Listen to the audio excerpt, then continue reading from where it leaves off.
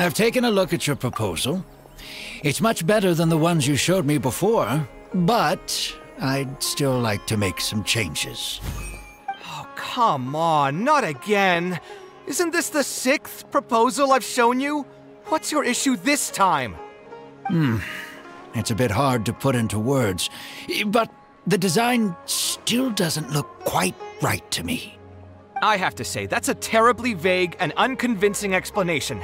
Please enlighten me. What would feel more right to you?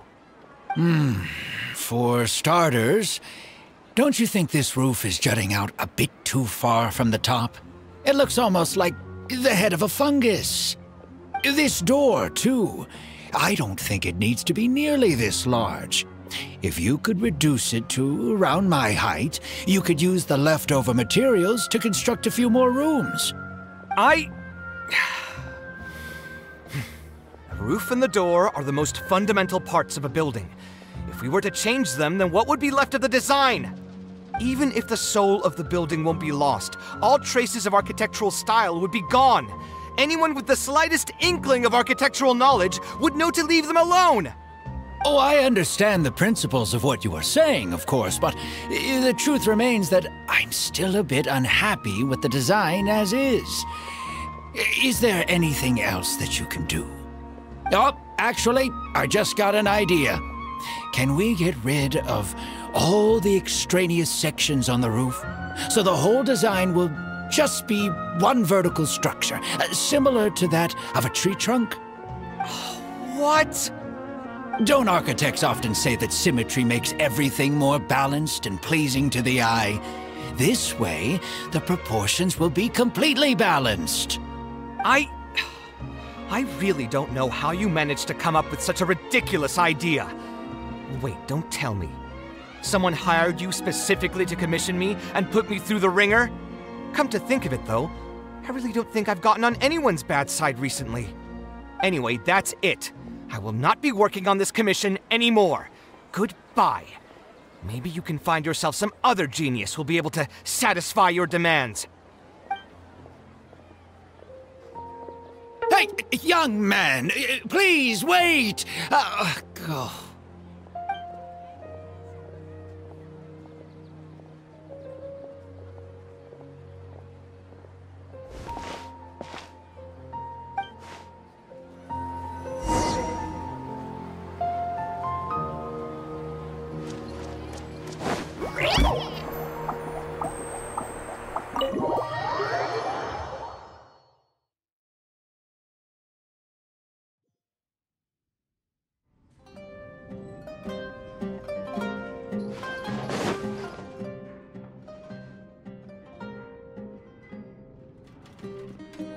Taking this commission was truly the worst decision ever.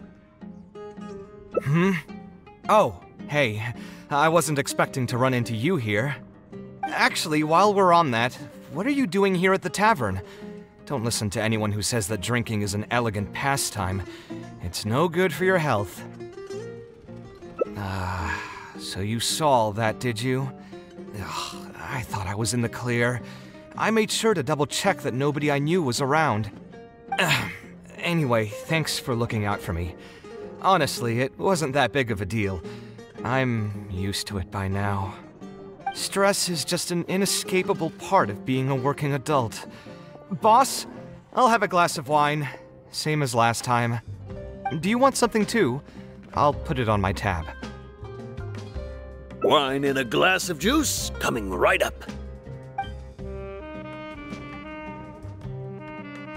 I know you're already keeping a secret from me, but if you could add this one to the list as well, I'd really appreciate it. Arguing with a client is not a good look for me. If word gets out, other potential clients might be afraid to work with me. That guy, though, what was he even going on about? All those ridiculous demands of his? He's just a blabbering fool trying to act like a know-it-all.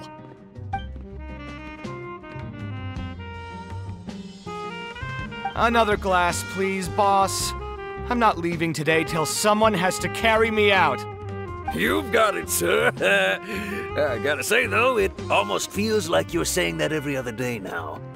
It really is every other day that you'd run into a client who knows nothing about construction requirements or architectural style. If this was in the past, I'd never have gone through 6 whole drafts trying to accommodate the client's preferences. But perhaps getting used to this just means that I've grown numb to it. I've worked on so many projects since graduation, and none of them have been approved at the first pass. I would spend a lot of time altering my designs, and by the time the clients were finally satisfied, all my passion and enthusiasm would be gone. It feels like I'm straying further and further from my artistic vision with every change I have to make. I suppose, though, that just sticking to your guns and completely disregarding other people's feedback would also not be a good thing. All of this makes for a real paradox, one that particularly crops up in my work, too. In the end, what is the true meaning of art? Should I see it as a divine gift of inspiration from the gods? Or an expression of the light of my own wisdom? Here's your drink. How are you already spouting nonsense after just 1 glass? Your tolerance is usually much better than that. Boss, what do you think is the meaning of art? The meaning of art? Really, my friend, who in Sumeru understands art better than you? Anyway, I don't know about art, but I do know that I'm interested in business, and some patrons are waiting to be served. So, you'll have to excuse me for now. Just holler if you need anything. What do you think, traveler? Exactly. So our thoughts on the meaning of art are rather similar. In Sumeru, and especially Sumeru of the past, the arts are not a popular discussion topic. Trying to talk about the arts is basically the key to killing any conversation. It's too bad that I'm not in my best form today. Otherwise, we could have talked about this for a little longer.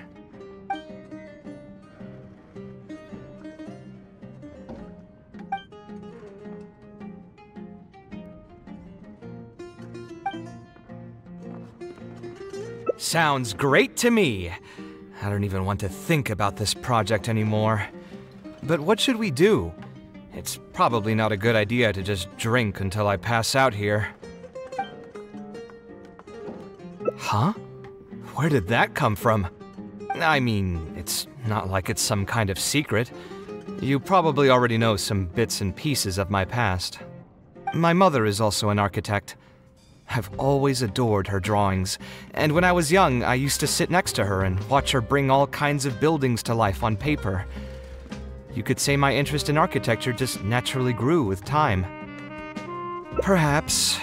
In fact, I have also seen my mother argue with her clients, but she would always quickly find the motivation to return to her work.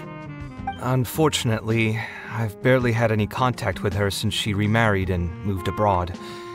Even if I wanted to ask her about her ability to stay positive after an argument, it would seem rude to barge into her life again over something as trivial as that. I did remember something else, though. When my mother left, she only carried some small personal luggage with her. She left most of the belongings in the house to me.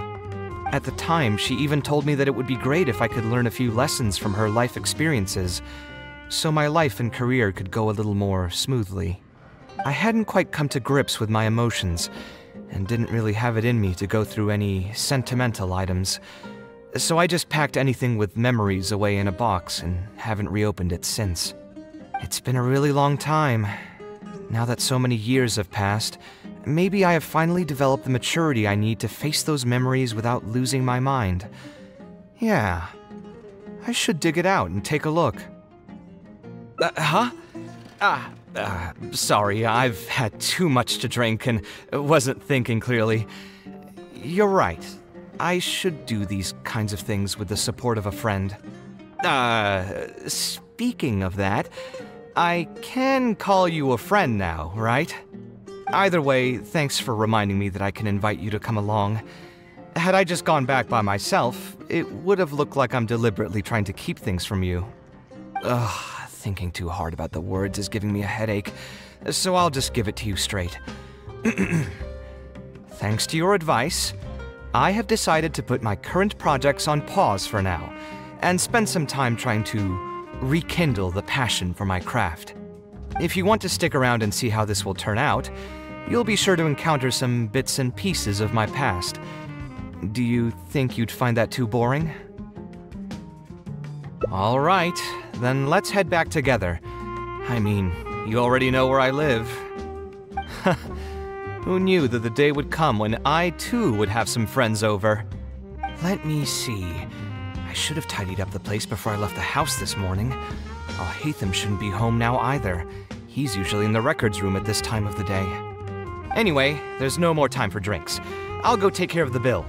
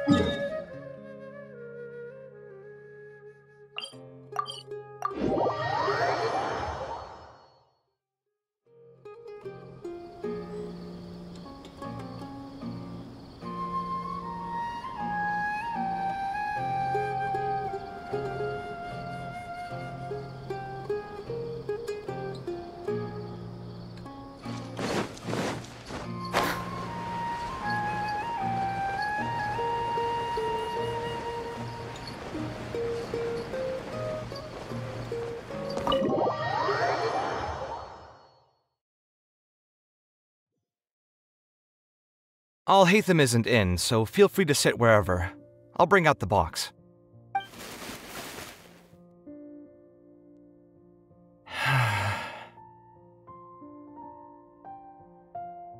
Oh, nothing. I just didn't realize how much time had passed. The box is pretty dusty, which means it's already been a while since I've moved into this place, and many years since my mother moved to Fontaine. I'm happy for her. I hope she'll be able to find happiness there. She raised me all by herself after my father passed away. It definitely wasn't easy for her. Anyway, enough about that. Let's see what I packed into this box. What are all these things? Oh, I remember now. This is a drawing I made in Port Ormos. Obviously, I wouldn't call it anything special now, but I was less than 5 years old when I made this drawing. That's more than 20 years ago. You could say it's pretty good for a child of that age. Now that I've said that out loud, I suppose I do have some level of artistic talent, right? Criticism and self-doubt have always been a part of the artistic process. Without criticism, there can be no improvement. It's normal for me to question my abilities from time to time. I admit that I may have spent a little too long questioning myself this time around, but as you know, the heart tends to dwell on whatever it pleases. Anyway, never mind. The more I talk about it, the less confident I feel. Let's see what else we have in the box. My building blocks! It's been years since I've last seen these. When I was a kid, I used to stack them super high, and could even stabilize the tower to keep it from tumbling over. Oh, and this blueprint. I made it by copying my mother's sketch, and the aspect ratio was horrendous. It's still technically the first blueprint I made myself, though. I was super proud of myself when I finished it, and put it in the same pile as my mother's sketches, hoping she'd notice and compliment me for my good work. Unfortunately, my mother didn't realize that I had put it there. When she had a meeting with a client the next day, she handed my blueprint to him by mistake. The client was completely confused by this new blueprint, but apparently he felt too tongue-tied to question such a famous architect. It was only a few days later that he finally gathered up the courage to pay my mother a visit. He asked, "The door in this blueprint is even taller than the roof. Is this supposed to be part of the design?" My mother took me with her to personally apologize to the client several times. She didn't scold me about it in private, though. Instead, she went over all the steps required to draw a good blueprint and was very patient throughout the whole process. I still remember it like it was yesterday. Let's see, is there anything else left in this box? Huh. What was this again? Ah, this is my mother's notebook. She used to write and sketch in it all the time. When I was a child, I used to be super fascinated by this notebook and always pestered my mother to let me read it. After asking her a few times, she told me that I could read it as long as I could guess the password. Huh. Wonder why she didn't take this notebook with her. Did she leave it to me on purpose? If only I could. I never managed to guess the password. Hey, it's not a matter of time, it's a matter of inspiration. That's what we need to guess the password. Who knows? Maybe this time something will click in my head, and the answer will just present itself. Let me think. What could it be? I could tell what you were thinking. Don't worry, I tried all the easy guesses a long time ago. I've tried my name, my father's name, my mother's name, my grandparents' names on both sides, and all of our birthdays. I've tried every name and number remotely related to my family. I've even tried stuff like love you Kaveh, take care, and yours truly. I've tried every cheesy phrase and well-wish in the book, but this lock has refused to budge. I wouldn't try that route again. I have a hunch that it won't be that simple. Also, if she really did use something like that, she'd never hear the end of it from the folks over at Haravatat if they ever found out.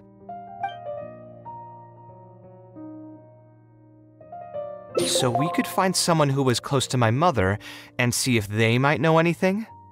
I see what you're saying, but who should we talk to for that? My mother was never really the one to be social. My father was the one with more friends, but all those connections were severed when he died. Let me think. Is there still someone at the academia who would know my mother? Ah, actually, there is someone. Professor Zaha Hadi. Huh, you've never really heard of her? She's a famous Gasharwar scholar and leading expert in formal garden design. My mother studied under her as a student many years ago. Professor Zaha Hadi published many works during her career, so I was able to learn a lot by studying her essays. If there's anyone who still remembers my mom, it'd be her. She's older now and is no longer teaching at the academia. But if I remember correctly, she spends most of her time around the Bimarstan area. Let's go take a look. We might run into her if we're lucky.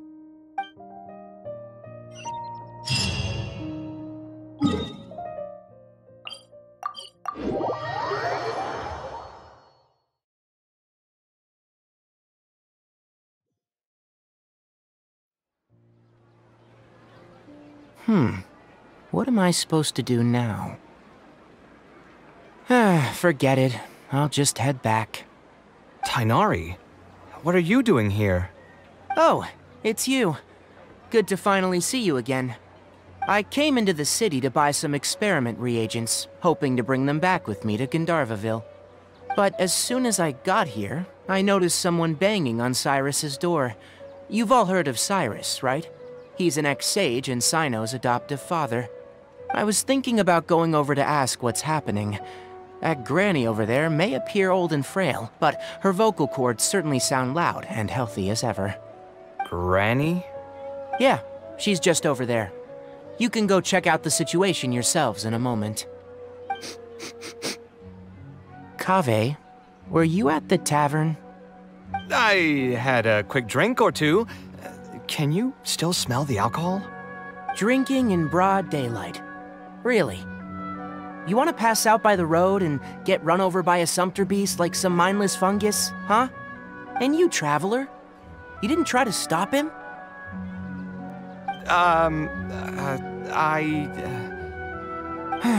You look like a wreck, Kaveh. What happened? Are you feeling down again? You know what? I'm hosting a meal at Pardis the Eye tomorrow evening. Do you want to come? Huh? Oh, I had no idea. Let me think for a moment. I'll come if I can find some time.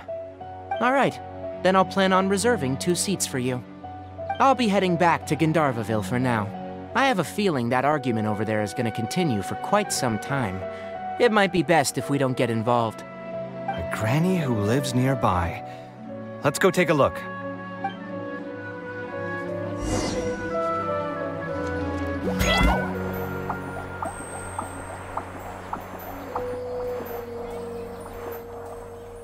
Ha! So, plan on keeping yourself locked in there, huh? Fine by me. If you're not going to come out, then I'm not going to leave. My tomato was growing so well, it had all the potential to become the best tomato this year, and you cut it straight from the vine. I already told you I had nothing to do with it. Why would I take a tomato that's still weeks from ripening? You'd have to be awfully green as an investigator to think it was me. You see, the word green here could refer to both the color of the tomato and the fact that your skills could use some. Enough nonsense! Just come out and face me, you coward! You're out of your mind. If I've actually done something wrong, then get a mantra and pull me out by force, why don't ya? Oh, why you? Professor Zahahadi? And who are you? Oh, Kaveh. Fancy seeing you here. How long has it been?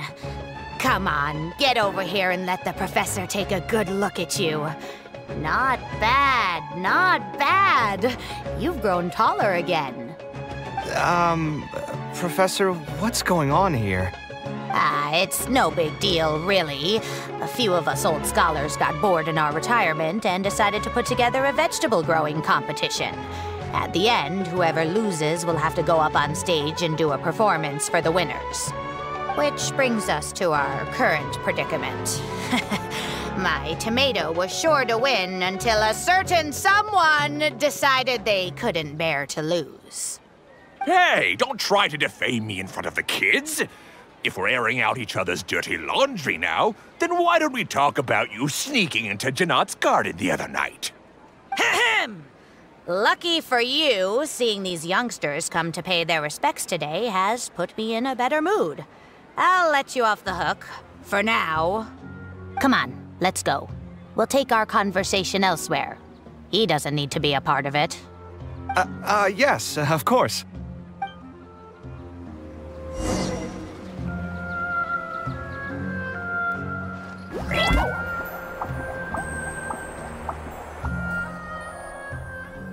Is Faranak still doing well?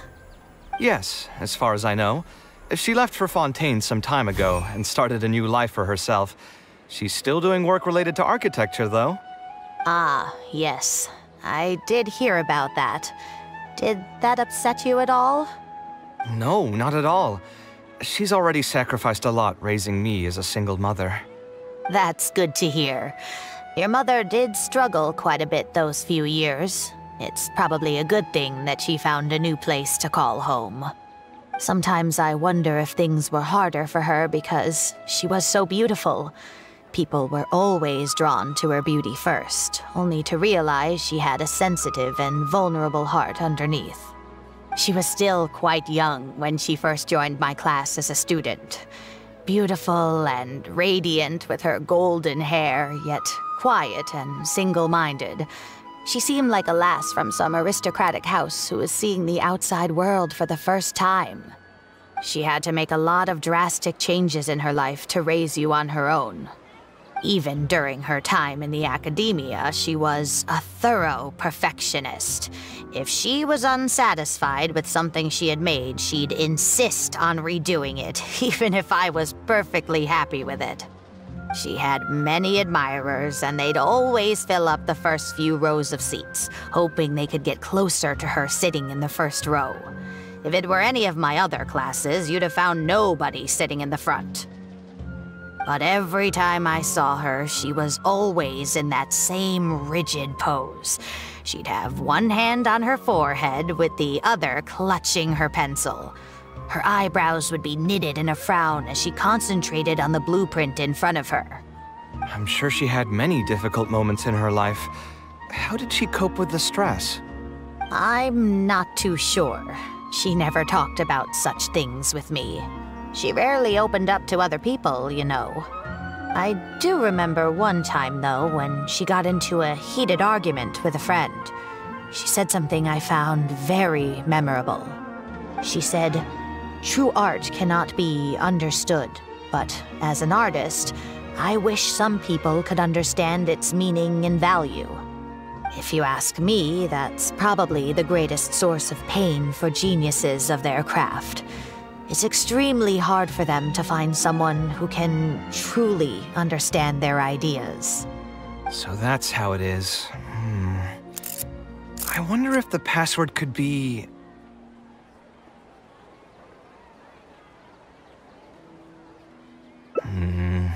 I tried both just now. Seems those aren't it either. What are you trying to do?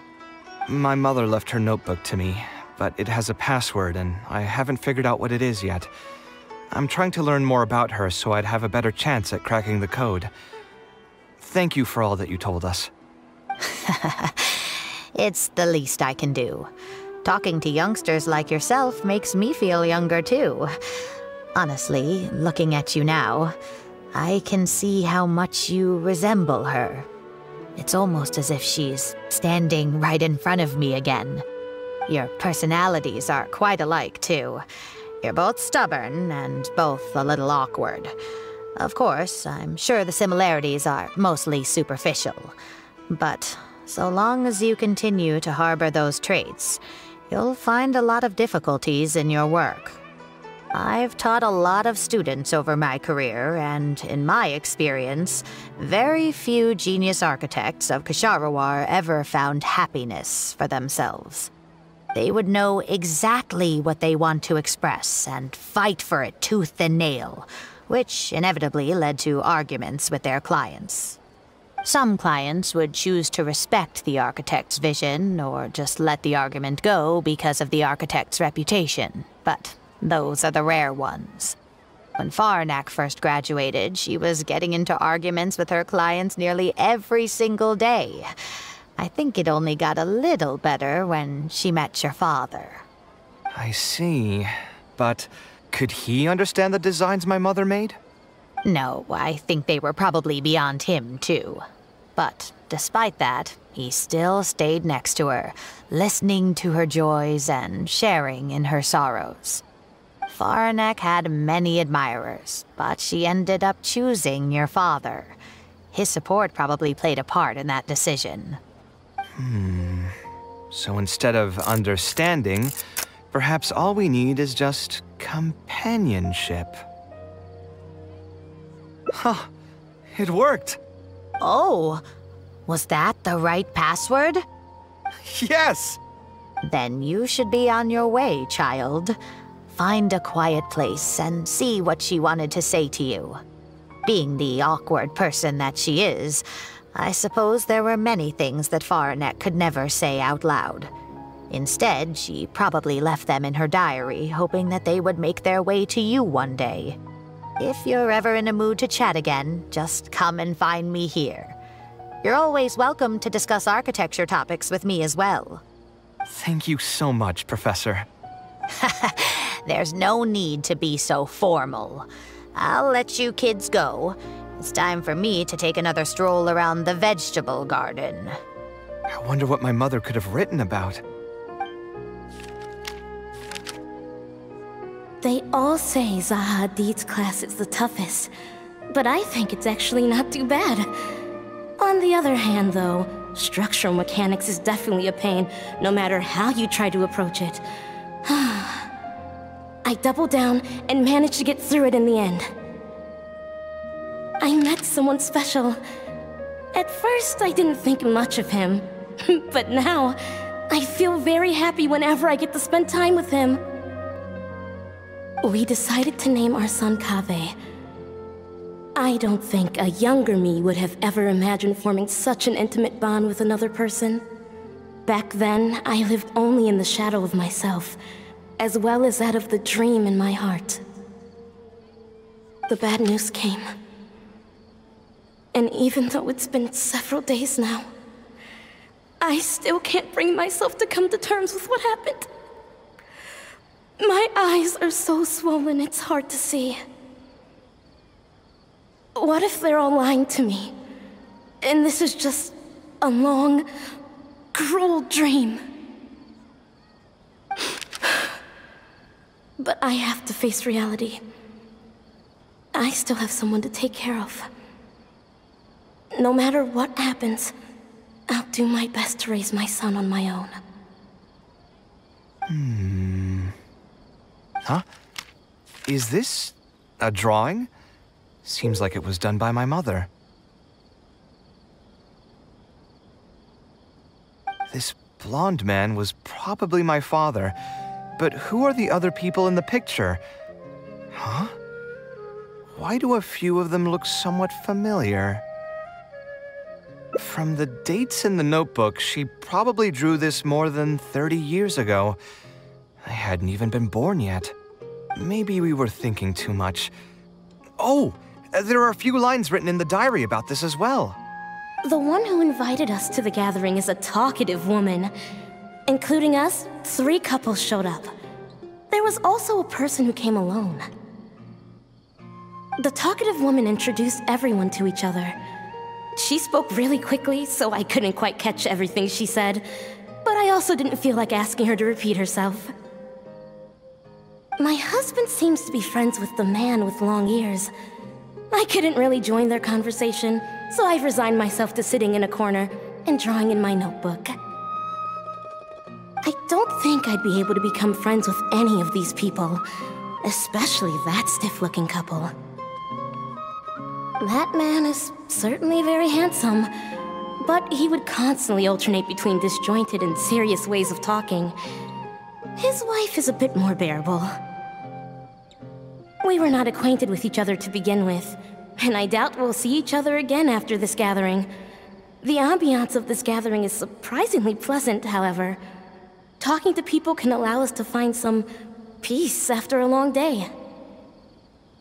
Maybe my son will also partake in these gatherings in the future. I hope he'll be able to make many friends. Who would have thought my mother used to attend that kind of thing? It seemed she was only good at talking about her own work, and found it difficult to join into other conversations. As a result, she often kept to herself and would be off to the side, drawing. There's more written on the back. Oh, it seems like it was written to me. Kaveh. I was both overjoyed and distressed when I learned of your decision to continue your studies in Kasharwar. You are very talented, and I am confident that you will become an architect of much acclaim. However, the more talented you are as an artist, the more misery and anguish you may encounter. No one will be able to help you during your journey as an artist. But outside of your life as a creator, you can learn to form connections with other people and enjoy many other things in life. It's the only way to alleviate your suffering. Whenever you feel down, seek out a friend to sit and have a chat. You can accumulate joy and fulfillment by spending time with them. The positive feelings you gain will get you through the long and difficult years. Never forget that companionship is the most important thing of all. So that's the answer she prepared for me. She really thought long and hard about me and my future. Well, now that I've read her words, do you think I should accept Tainari's invite and attend that dinner at Pardis Di? The thought definitely crossed my mind. Although it'd be nice to get together with friends and chat the night away, I don't want to bring down other people's moods because I'm sad. Besides, don't most people hate the feeling of seeing their friends troubled and being unable to help? And what's worse, nearly all of my problems can't be easily resolved with some encouraging words or gesture.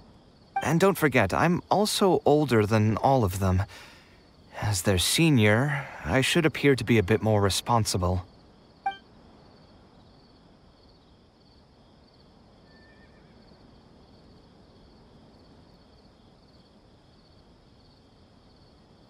You're not wrong, but I keep feeling like I haven't really helped them much in return.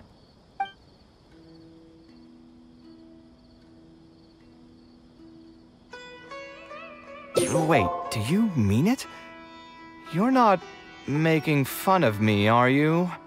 I've gotten so used to sarcasm that I can't tell what's genuinely a compliment anymore. Wait, by fun, did you mean... You know what? I'm not going to overthink it. I'll see you tomorrow at Pardis Di.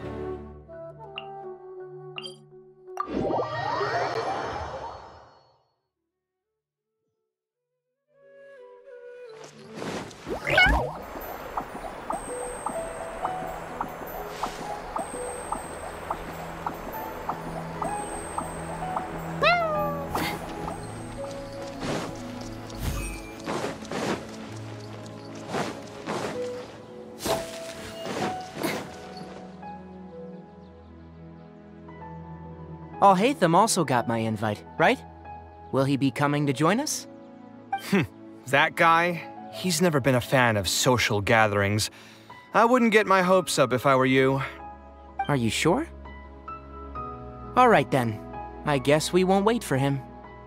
Yeah, let's go. I mean... Maybe we should give him a little more time. We can keep chatting for a while longer. Oh, sure. You still haven't told me, what's the occasion for getting us together here at Pardis Di? We're celebrating the end of the first phase of Kale's studies. I wanted to thank you all for the help you've given her along the way. Then where's Kale? She said she wanted to show everyone a bit of what she's learned, so she's still doing some last-minute prep at home. She'll be here shortly. Anyway, let's get started. To tell you the truth, I'm actually not so confident that the second phase will go as well as the first. The curriculum will become a lot more involved, and I'm worried that she won't be able to get through all of it. I was hoping we could brainstorm about it together before she gets here. I knew this wouldn't be just a simple free dinner. Is that why you also invited Alhaitham? Yes, I thought it would be good if we could all put our heads together about this. Anyway, let's take a quick trip down memory lane. What did you guys do when you ran into a problem that you didn't know how to solve? Or got assigned a project that you knew you weren't going to finish on time? Never happened to me. I'd just pull another all-nighter. You two are hopeless. Does anyone have a more useful answer to the question? Ooh, that's a good point. Confidence is the most important thing. Once you lose your sense of confidence, it'll become all but impossible to find the motivation to study. This could be a potential direction. I have already redesigned the literacy curriculum, and I was originally hoping to ask Alhaitham for his opinion, but... It's very simple. Instead of focusing on the amount of material you would like to teach, focus on the amount the student would be able to remember. Wow, you actually showed up. I could probably count the number of times you've actually come to gatherings like this on just one hand. It's still more than the number of times you've managed to get a proposal approved on the first try. As long as you're still aware. So, what made the difference this time? Are you looking to drink your sorrows away with some friends? That's your purpose for being here, not mine. Don't project your ways of thinking onto me. So you're saying the only reason you came is to help Tainari with his brainstorming? Precisely. Kale will have a long road in front of her. Hey, just to get one thing clear. Even if Kale manages to make her way to the academia, we cannot let her enroll in her Avatat. Ksharawar is obviously the best choice for her. She's been a trainee forest ranger for so long, she'll definitely be good with her hands. What are you saying? Spontamad is the better choice. It's where I graduated from, after all. Then what about Amorta? That's the darshan her master actually graduated from. There are only 2 other darshans left. We might as well select all of them on her enrollment application. I'm trying to have a serious discussion here. Traveler, you aren't associated with any of the 6 darshans. In your opinion, which darshan would be the best choice for Kale? Well said. Agreed. And my goal in inviting you here was to gather some thoughts on the execution of this second phase.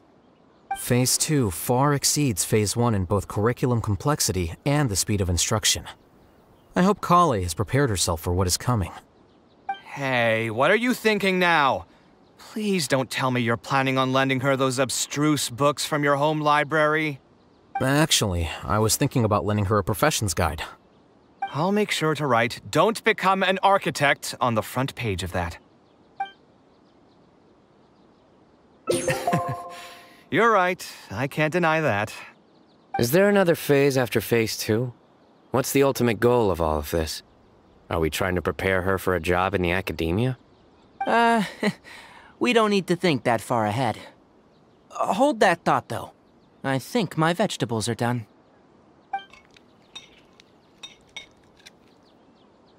I'm telling you, that client had no idea what he was talking about.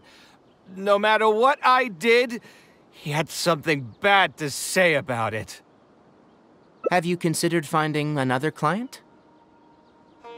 They're all the same. I haven't had a good night's sleep for months now. Who do they think they are, ordering me to alter my design over and over again just because they have some mora? It's too late now to change careers. You might as well try to find some joy in the pain. Besides, you'll be getting up in the middle of the night to make edits to your own design even when the client doesn't request it. No! That's not true. Cheer up, Kaveh. I'll tell you a new joke. We'll save that for the end, Sino. You can keep it to yourself until then. Whatever. I'm not going to use my brain anymore. Let's drink tonight to our heart's content.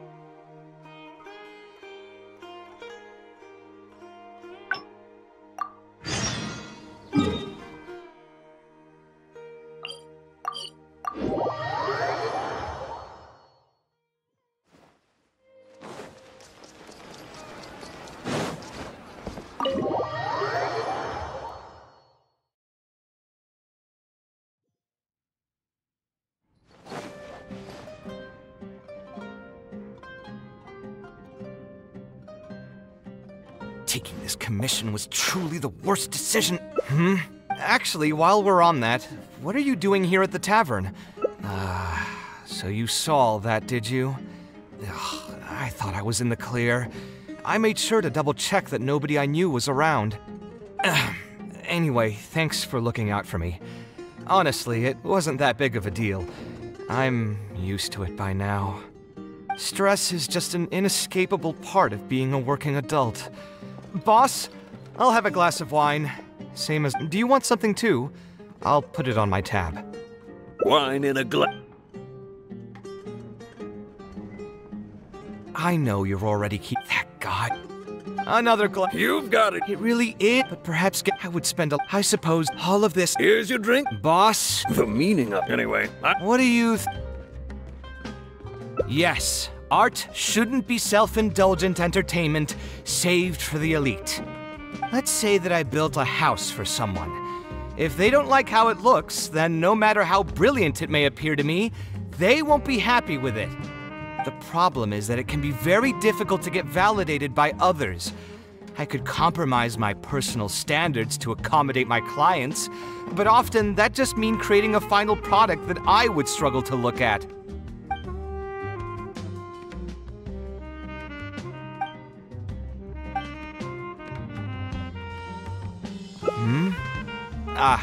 Thanks for offering, but you've seen how he is. He's not going to listen to anything I say. He understands nothing about my design, and all the suggestions he made were as if he just wanted to mock me. Okay, it is possible that I was just jaded by my frustration. Well, given I'm already on my 6th draft, I can probably push myself to make a 7th. Let's go have another talk with him. I know where we'd be able to find the guy. There's no time to waste. The wine can wait until another time. I'll go take care of the bill.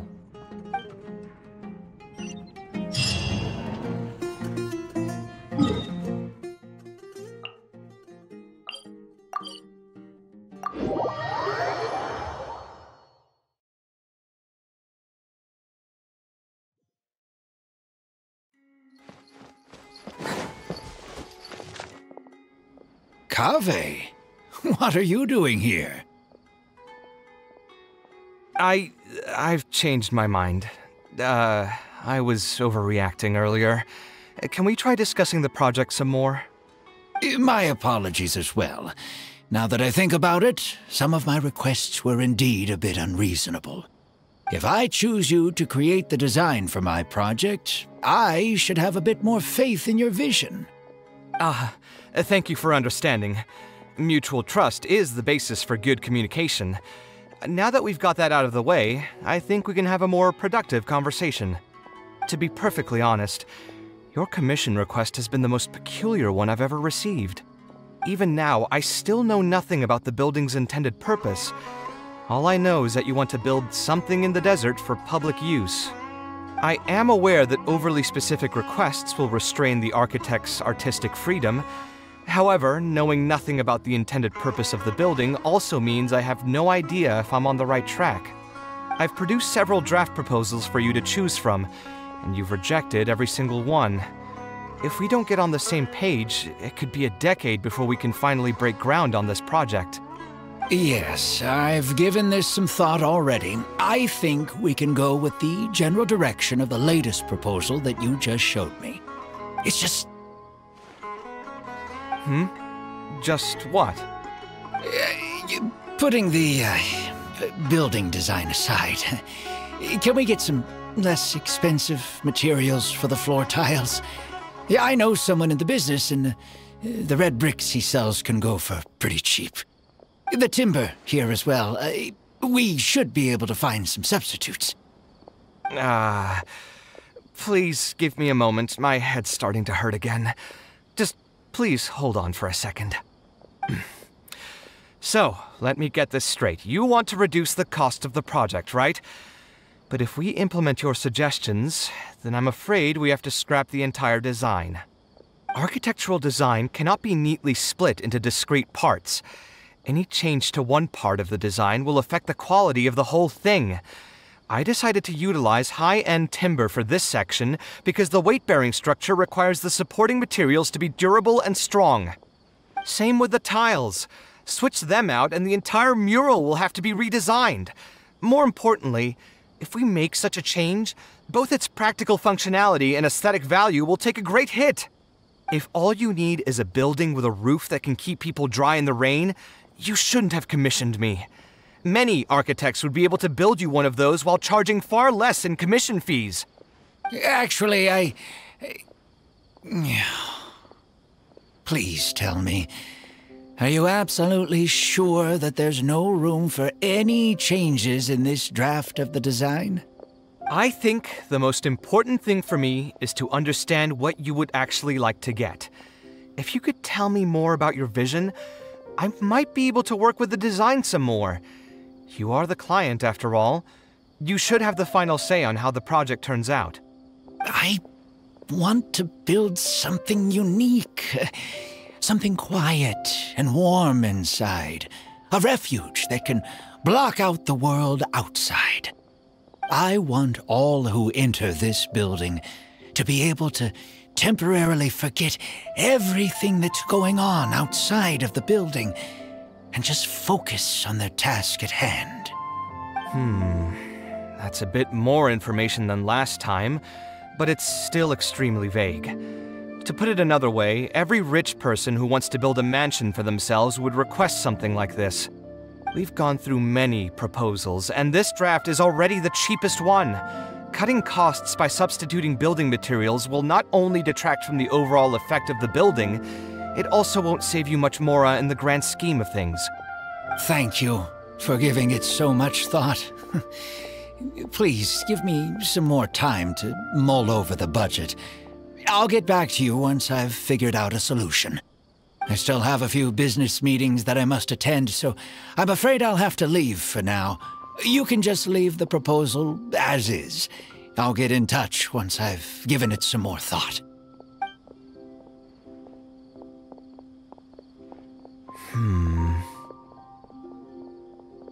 I also have a similar feeling.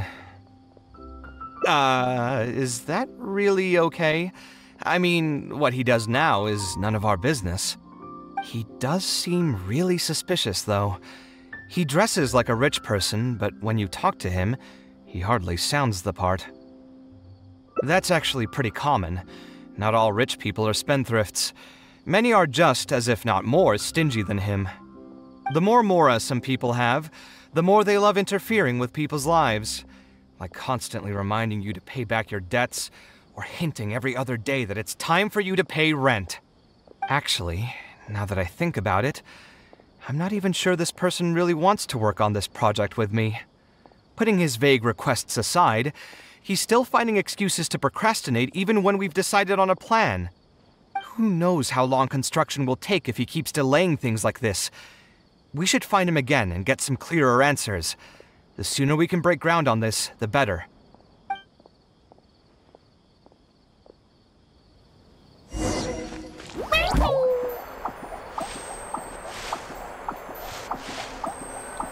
Huh? Where did he go? I could have sworn he went this way. Let's keep looking.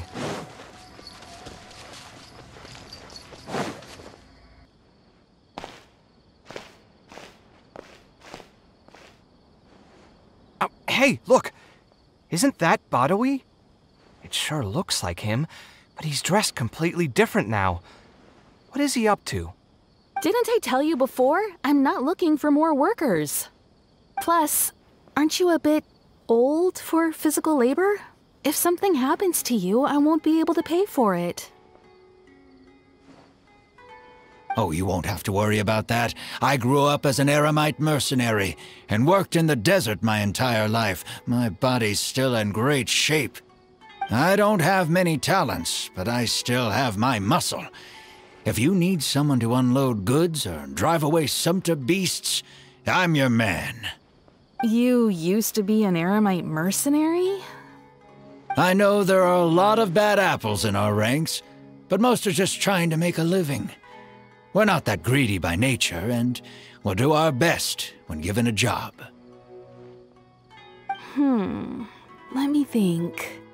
I'm sorry, but I still can't take you in. I don't have any open positions right now, and don't have the Mora for anything more. How about this? Why don't you try your luck somewhere else? Okay. He used to be a member of the Eremites? Huh. From the way he was dressed, I would have thought he was a merchant from the rainforest. Let's ask him about it.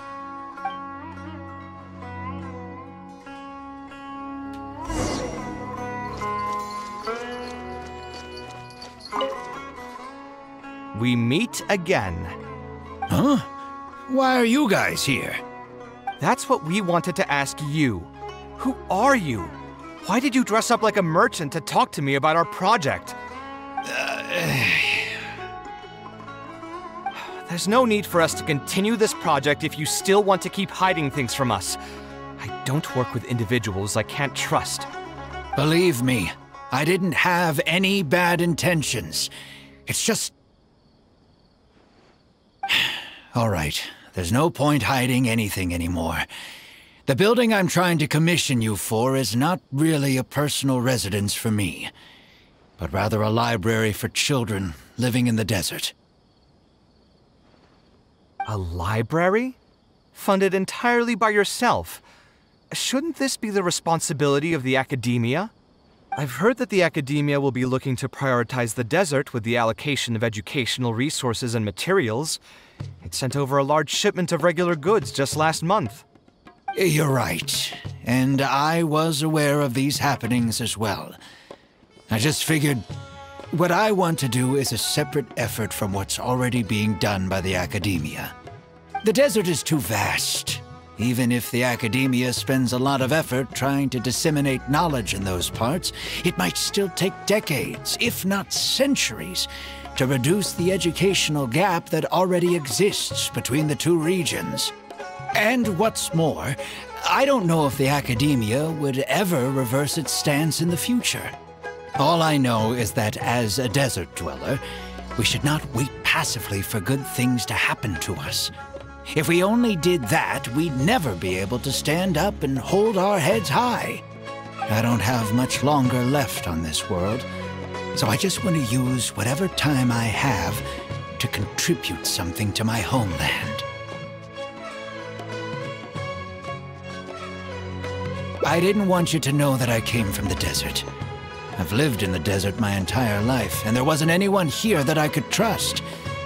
I figured I needed as much safety as I could get. To the point that you even disguised your identity? That's certainly taking playing it safe to the next level. Hold on. Don't tell me you've also been scammed before. When I first came to Sumeru's city, I brought a lot of Mora, hoping to find an architect that I could work with. Someone agreed to take on the project, and even took a sum of Mora from me, but then disappeared without a trace. After that, I heard that there are a lot of untrustworthy people in this business. Some would run as soon as they've been paid, while others would deliberately use expensive materials and take a cut of the construction funding. I spent a while collecting information in the city, and eventually learned that you're the most famous architect in all of Sumeru. I figured that you wouldn't need to make Mora by scamming people, so I decided to reach out to you. By the way, how did you know I was scammed? I don't think I've ever mentioned that to anybody. Just a hunch. A while ago, I accepted an offer to work on a project in the desert, and was also scammed out of a large sum of Mora. I ran into someone who was living in a pretty run-down house. I noticed a load-bearing wall on the verge of collapse, and suggested that I build a new house for him. He said that he had no way to pay for it, so I loaned him some of my own Mora, and told him to get some stone and timber from the local vendors. Soon after that, I found out that he had gone gambling with all the money, and lost everything, down to the last coin. And after that, he even borrowed Mora from me twice more, using a different excuse each time. I didn't even suspect him of any wrongdoing until he hired a group of mercenaries and tried to ambush me in his own house. According to him, I looked like an easy target because I was an academia scholar who didn't have any family or friends in the desert. What kind of person would just look at someone else and think, this guy looks like an easy target? Those kinds of things do happen every once in a while, yes. Folks like him are the exact reason why us desert dwellers' reputation have gone down the drain. I must apologize to you on their behalf. It's all right. You were also scammed by someone from Kasharwar after all. I should apologize to you on their behalf. Ultimately, neither of our experiences had anything to do with the desert or the rainforest. People who are new to an area are always easy targets for criminals. Yeah, you'll find both good and bad people everywhere. I can't understand the logic of those who like to take advantage of others, but I have to accept their existence as a fact of life. Anyway, I digress. Let's return to the topic at hand. Did you keep rejecting my designs because you thought I was deliberately using expensive materials to take a cut as a middleman? That's what I was afraid of initially, yes. I eventually understood that you weren't out to cheat me. But unfortunately, I still don't have nearly enough Mora to pay for the design you proposed. I've done the math and know that we should be able to make it if we cut some corners. However, after our conversations, I can see that you're passionate about your design, and I'm quite fond of the proposal as well. So, I decided to try and see if I can afford your proposal as is. I've been looking for work every day, and in another month, I should be able to cobble together enough Mora to meet the budget.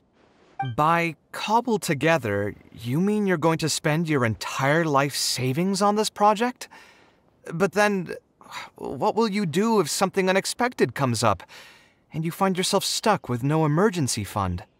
To be honest, I haven't really thought about that. I mean, when you've lived to be my age and something happens, you can't really call it unexpected anymore. All I want is to build this library before I leave this world, so that the children of the future would have some books to read, and the desert dwellers would be able to learn their letters and pick up some practical knowledge. A while ago, I heard that the academia had decided to recruit a number of exceptional children from the desert. Of course, this is welcomed news.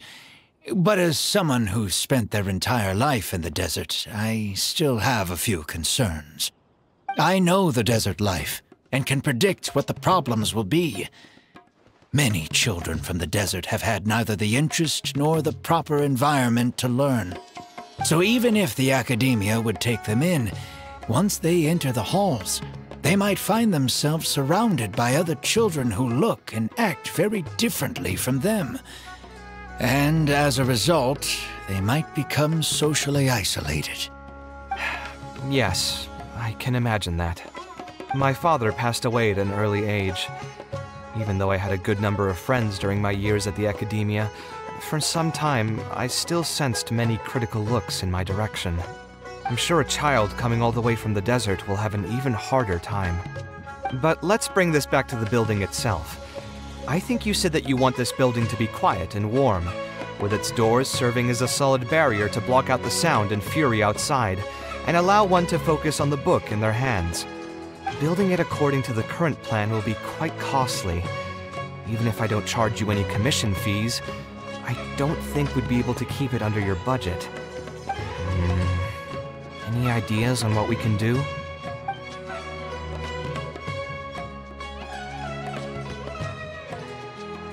Sponsor the project? You mean convince wealthy merchants to join our cause and pool their money together to build the library? That does make sense. A library is a big project, and it's going to be hard to fund it with just a single person's Mora. What do you think? If we can find others to sponsor the project, we could potentially increase the size of the building 2- or 3-fold. It's all fine with me, but where do you think we'll be able to find these sponsors? Well, you're right. If I really think about it, I'm not too familiar with many big-name merchants. Her? Hard pass. With her shrewd and greedy personality, she would never put Mora into something like this. Now there's an idea. She probably won't say no if all she'll need to do is to make some introductions instead of spending Mora. Let's go and pay her a visit.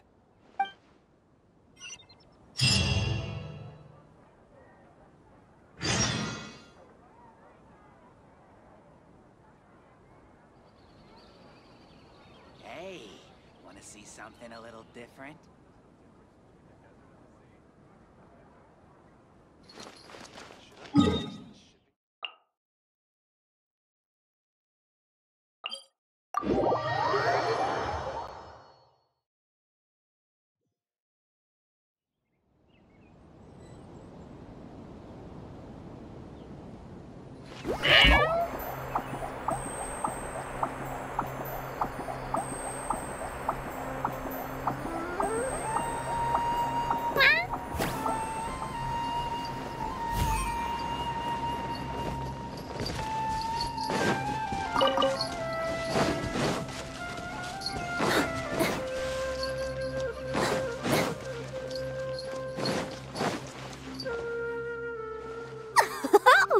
Now here are some unexpected guests.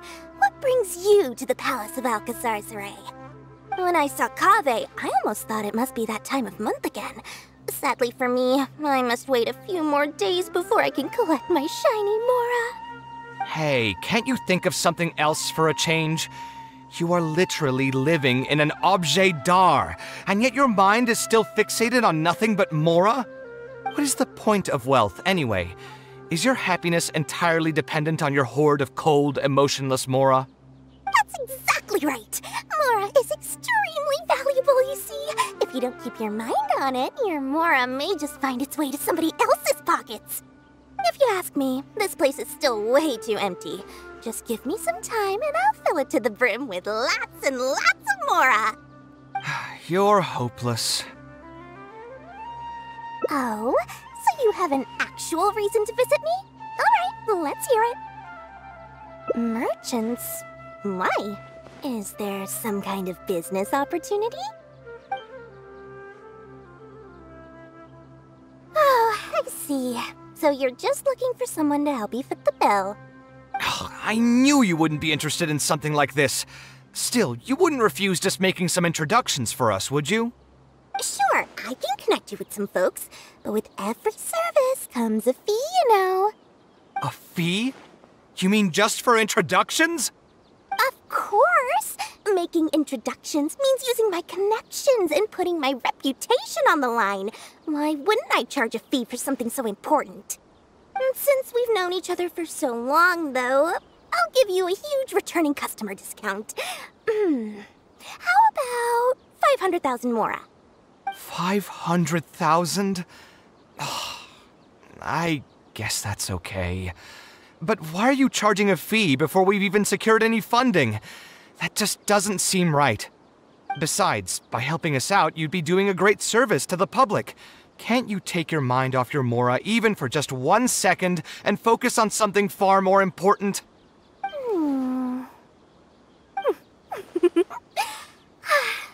Very well. Since you're so passionate about this project, I'll help you out and waive the introduction fees. 3 of my business partners came by earlier today to discuss some things with me, and they still haven't left yet.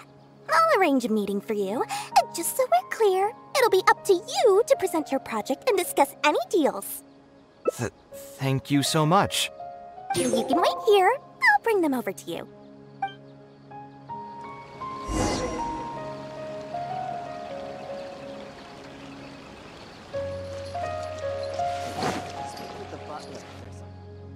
Dory gave us a brief introduction about the two of you. You are Kaveh, the renowned architect, and you are the traveler. Practically all of Teyvat has heard of you by now. To be frank, I don't feel like there's an obvious business opportunity here, but since Dory took the time to introduce you, we can spend some time to have a conversation. So, let's hear your idea. All right, here's the situation. I've been commissioned to build a library in the desert, with the intended goal of allowing the desert dwellers to have more access to reading materials. So it's a public welfare project? Correct. Then the commission fees will likely be very low. You should be careful. I'm not too concerned about how much I'll get for the commission fees, actually. I'm fine with doing it for free. I just want to get this project rolling as soon as possible. We're just a little short on funding. So what? You can't possibly expect that we just cover the shortfall for you. Besides, what does a library in the desert have to do with us? If you want to build it yourself with your own Mora. Seems simple enough to me. Hey, there's no need to be so harsh. They are Dory's associates after all. Here, can you tell us a bit more about what we can gain from sponsoring this project? So we'd mostly be doing it for reputation and exposure? There is some value to that. It could make doing business in the desert a bit easier. Well, just speaking for myself, I've got nothing in the desert. I also have a concern. It feels like there's not much to profit from in the short term. But in the long term, the reputation gain also doesn't sound like it'd offset the cost of the sponsorship. Then how about this? What if, instead of building a single library, we commit to an entire complex of buildings dedicated to culture and education? Wouldn't that just cost more? Yes, but in that case... Mr. Kaveh, please tell us what you have in mind. I'll just give an example.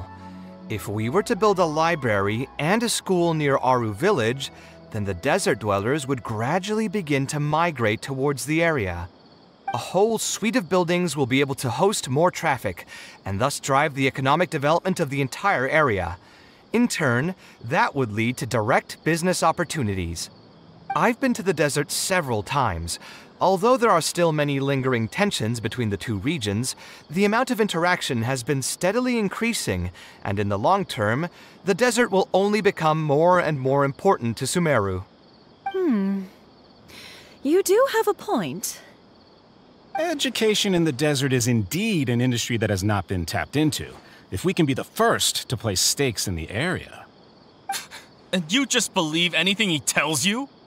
Even the greenest amateurs know that urban planning will affect population flow. If you don't believe me, you can ask anyone on the street to confirm it to you. You...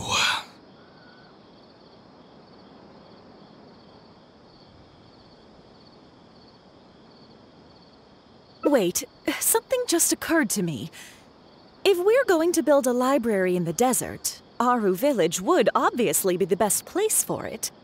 But it seems we're not the only ones with our eyes on the village.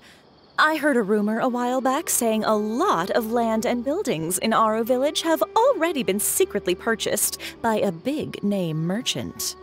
What? What? In other words, if we try to join the fray now, there won't be much left for us. If we want to build a suite of buildings focused on education and culture, Aru Village is the prime location. If we want to build it anywhere else, we'll have to deal with a far larger list of problems. It's not impossible, I suppose, but... Then there's no hurry. We can wait for Aru Village to develop more first and get into the market for expansion to other areas. But if you were to do that...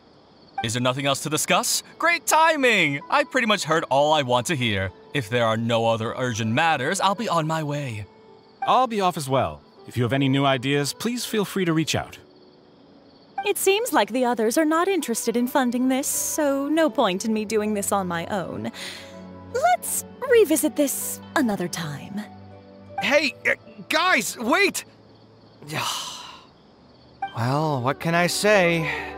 I guess it went somewhat as expected. They are Dory's friends, after all.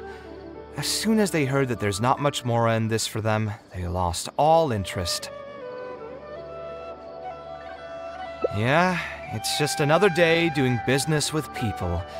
But I can never get used to that. Those people never think of anyone other than themselves. Looks like we'll have to figure out some other way to get the funding. Let's go. how did the meeting go? Want to talk about it? Where did I put the delivery checklist?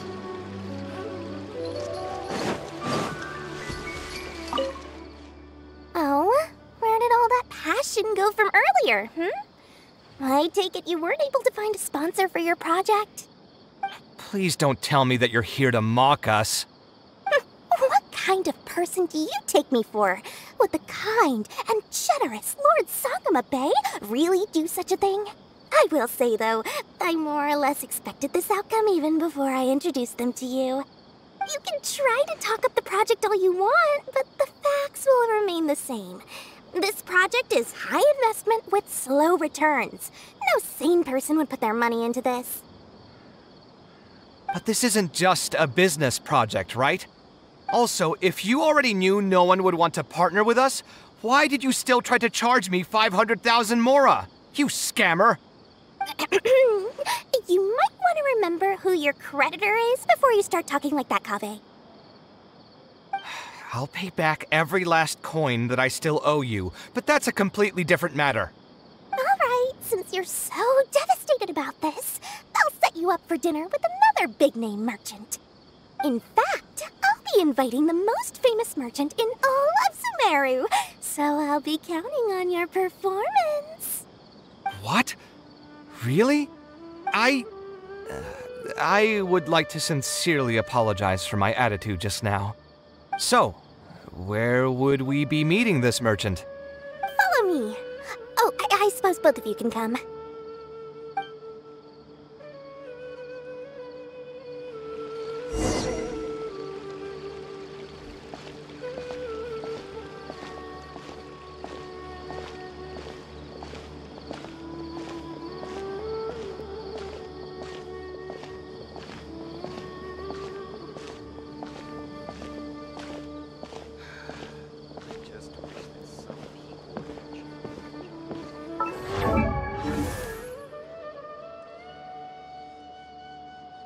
This is the place.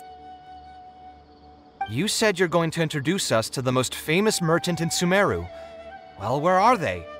You still don't get it, huh? The most famous merchant in Sumeru. Huh? So you meant yourself all along? Then why did you bring us here? Well, I've given it some thought, and that complex of education and culture buildings that you mentioned does hold some promise. It'll be a pretty big Mora sink, and I'll have to fund it all on my own, but that's not really a problem for me. Seriously? Where's this generosity coming from so suddenly? Are you trying to scam me again? The reasons are not important. What's important is that I'm willing to help you. However, you know just as well as me that once this project actually breaks ground, it'll start sucking Mora from my pockets like crazy. So, to cut costs... I get it, I get it. I won't charge any commission fees, and I'll take responsibility for the entire project. Splendid! Then let's sign the contract right away.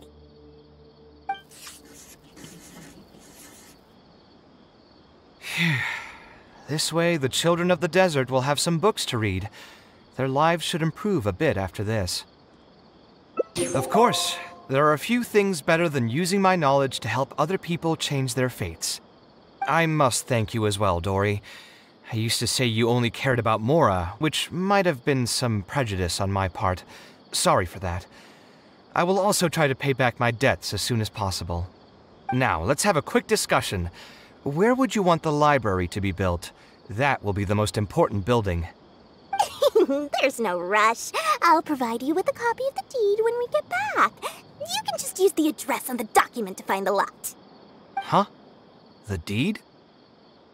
So hold on a sec. The person who has been buying up everything around Aru Village was you all along? Oh my, did I not tell you about that? Yep, yours truly has been buying up all the land. I must thank you for bringing your ideas to me. Before our conversation, I had no idea what to build on all those lots. So, from my perspective, this has been a great turn of events. I didn't put much in and easily got a lot in return. But what about my commission fees? Huh? Didn't you wave those yourself?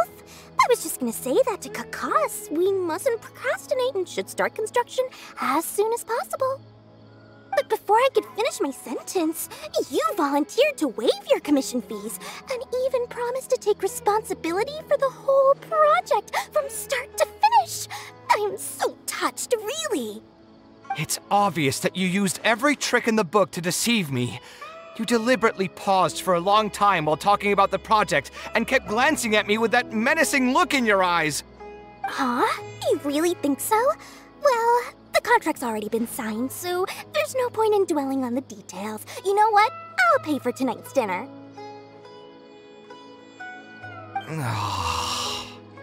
Fine, I'll drop the argument on the commission fees. But since you said you're paying for dinner, I'm going to order the best dishes and booze this place has to offer, and lots of it. Tonight, we're feasting until I've recouped my full commission fees.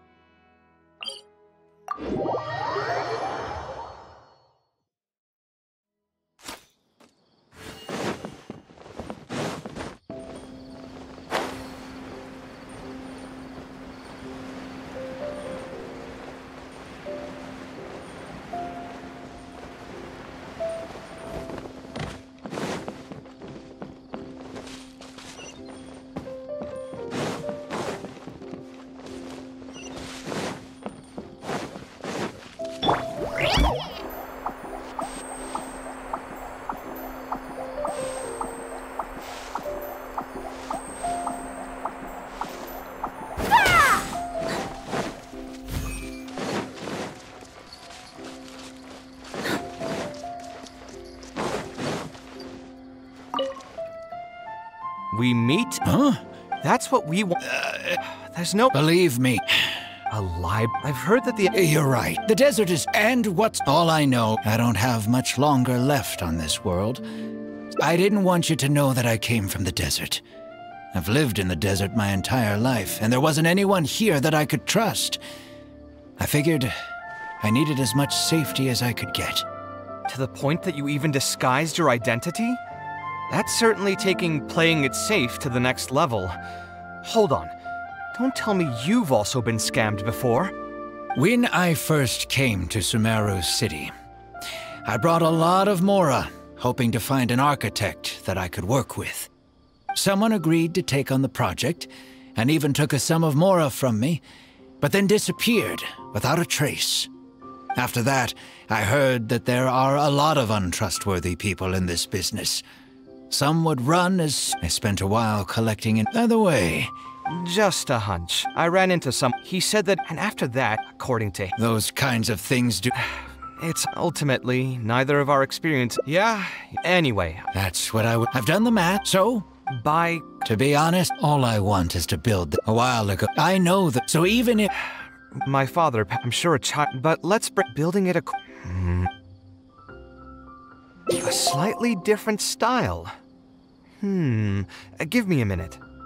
Most architects would probably prioritize cutting costs and removing extra features in this situation. Indeed, converting the building into a simple bungalow would solve most of our problems. However, I do not think this would be the best solution. While it's true that the aesthetic value of a building is often viewed as an afterthought, neglecting it has some long-term negative consequences. It is especially undesirable in this situation, as the library will serve a high number of children, many of whom would have never been exposed to structures that may be considered elegant or beautiful. To completely give up on the more aesthetic design would mean stripping the children of an opportunity to appreciate the beauty of architecture. I share Badawi's sentiments in wanting to preserve a more complex design. However, if we can reduce the ornate aspects of the design while maintaining its fundamental elegance, which is to say we won't touch the arches and stone pillars, but make changes elsewhere. This is definitely a first. To make up for the loss of regular details, we would need to put a lot of extra effort into the layout, lines, and color. I see. Would that really be okay? It just increases the difficulty of the design. You should feel lucky that out of all the architects in the city, you chose to approach me. Most of the others would have given up on this project by now. As for inspiration, I think I might have something in mind, but I'd need to visit the site to make sure. Where do you want this place to be built? Tell me the exact location. Aru Village. Although it wasn't my childhood home, I think it'll be the best site for such a building. Okay, then we can pay a visit to Aru Village. Is there something I can do for you? I've already caused you a lot of trouble before, and now you're revising the design again because of me. Which draft are we even on now? It's making me feel terribly guilty. Let me think. You said you used to be an Eremite mercenary, right? In that case, you could help us clear out some monsters that are blocking the way to Aru Village. We want to keep the roads clear, and reduce the loss of materials during transport to a minimum. If everything goes well, that'll help us save some Mora. All right, just leave it to me. If there's anything I'm good at, it's clearing out monsters. What are you waiting for then? Let's pack up and get ready to go.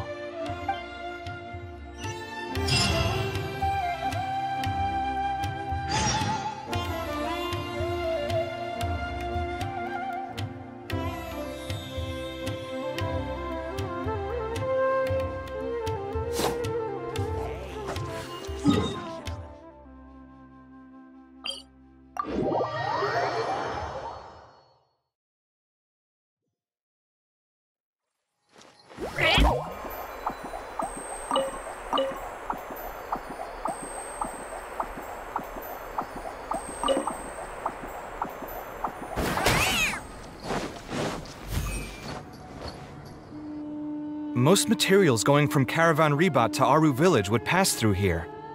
There are a lot of monsters out here today. If you find it hard to keep up, just let us know. Oh, don't worry about me. This is nothing. I'll be careful, though, and you should do the same.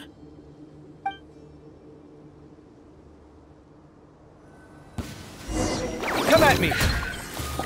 No touching! Order guide you! Scanning! Let's roll! Gather! It's showtime!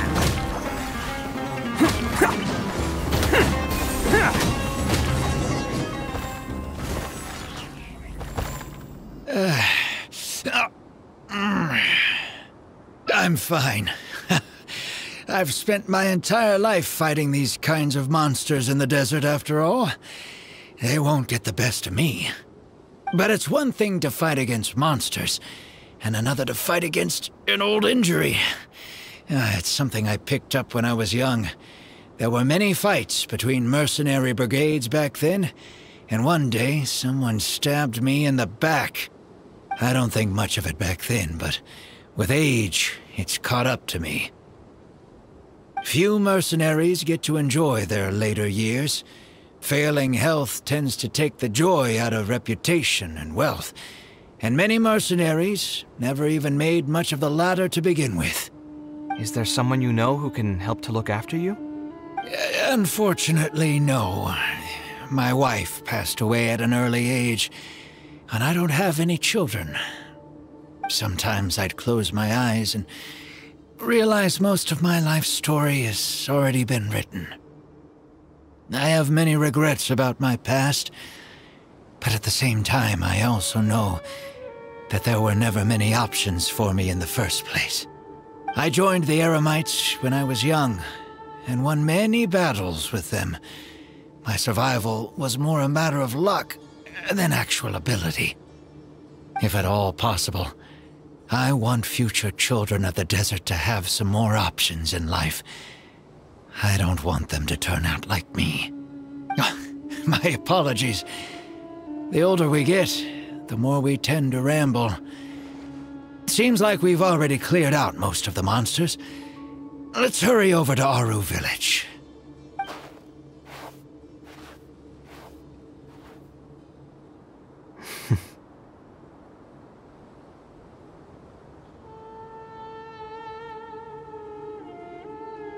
I think it's really admirable of him to spend his whole life's savings on people he's never met.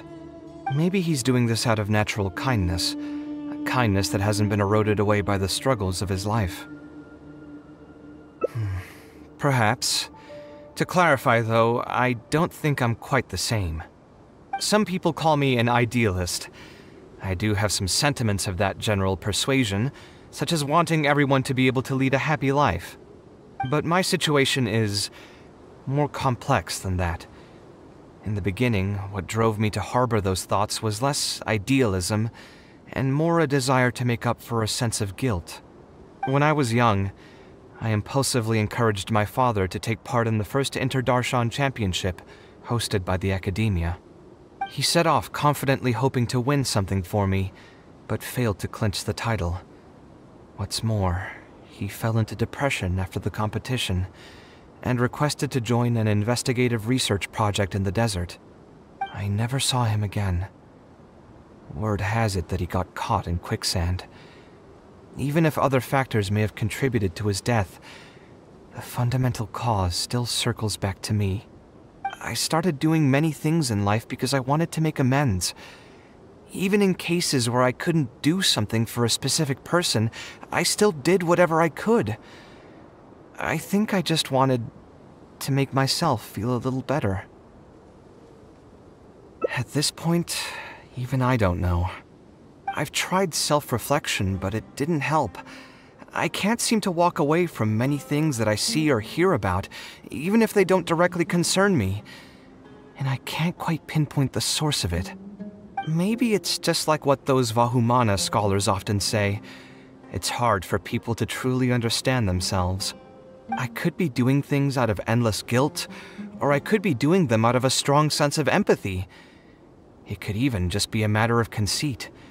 The potential motivations could number in the dozens, but the actions they result in are the same. Anyway, I suppose I don't really mind being called an idealist. They also used that term to describe my father. It seemed to carry fewer connotations back when he was around.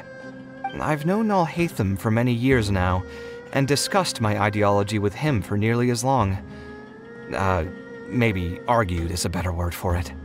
He told me a long time ago that no matter how strong of a swimmer you may be, you'll still get dragged under by the others who are drowning once you run out of stamina. He believes this is the fate that awaits all idealists. I still believe I should live by my ideals, and I've given him countless reasons why I think it's a good idea to do so. Perhaps my ideals are flawed, but are there really any perfect things in this world?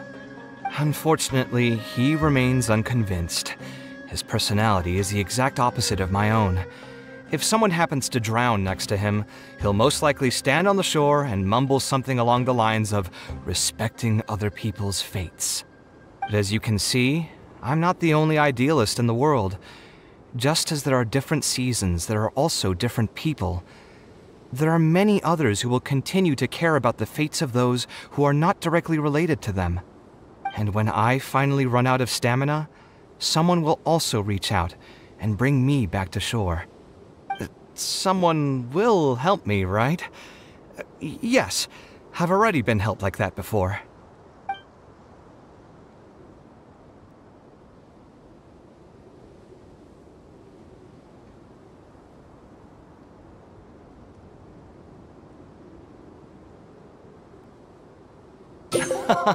But you've helped me plenty already. If you didn't reach out to me, I would probably be passed out on the tavern table right now instead of talking with Badawi. Either way, I'm feeling much better than when you first found me at the tavern. I can feel inspiration already welling up inside of me. Maybe this will be just the opportunity I needed to create a whole new style. All right, let's head to Aru Village.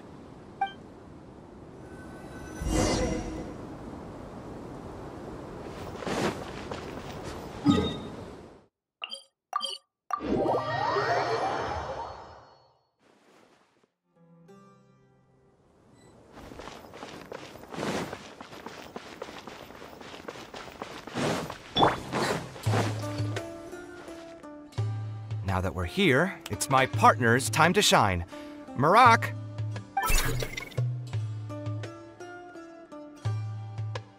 Oh, what's this? My toolbox. I built it using an ancient mechanical core. It's not too smart, but it's super useful and can help me with a variety of tasks. I'll take Marak and find a suitable location for the building. Once that is done, I'll get to work on a few designs. Traveler? Ah, you know each other? Hello. I suppose you must be Kaveh from Kasharawar. I have heard of you before. My name is Sataria, and I'm currently the person in charge of promoting educational assistance programs here in the desert. Educational assistance programs? Then you must be familiar with the local conditions here. I can't say I'm too familiar just yet, but if you have any questions, I'll try my best to answer them. I've been commissioned by Mr. Badawi to build a library in the desert. We've settled on the general design direction, but we are trying to finalize some details based on the conditions around the intended location. A library? Do you intend to open it to the public for free? That's right. I want to make sure the children will have books to read. That's fantastic! I'm sure the children will be thrilled. Right now, we don't have access to many paper books or a quiet place to read. Truth be told, this very thing has been keeping me up at night. Let me get straight to my questions, then. Can you estimate the number of children around here who'd be interested in reading? Besides the usual noise of village pedestrians, are there any other sources of noise in the village? Oh, and have any landslides occurred here recently? And also, where are the spots around the village that have been most affected by wind and erosion?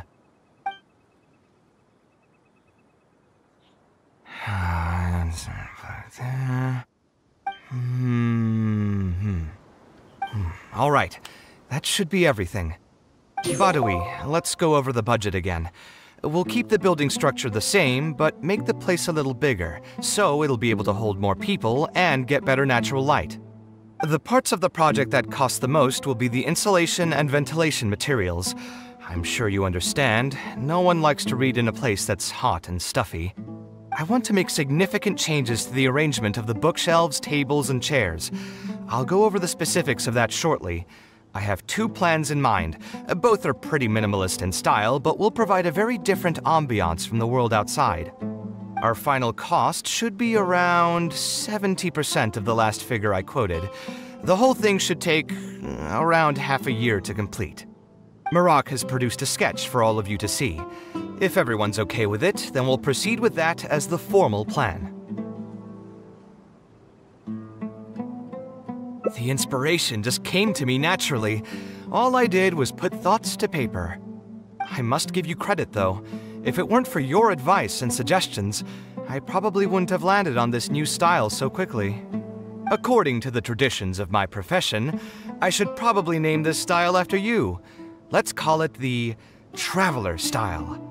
In the meantime, let's look forward to the day when this building is completed and can finally open its doors.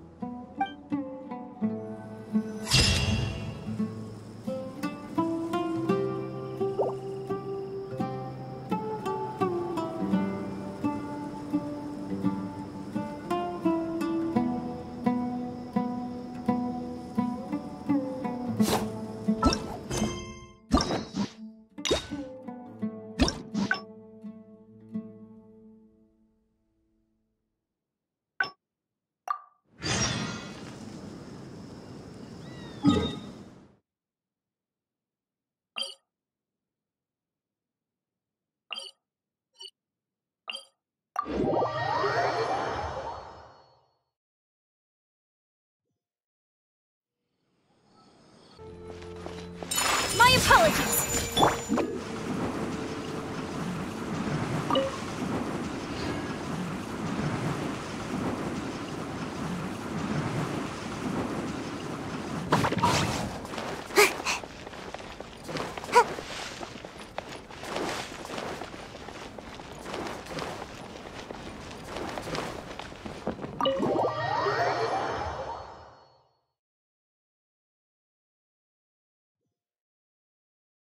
Al-Haytham isn't in, so feel free to sit wherever.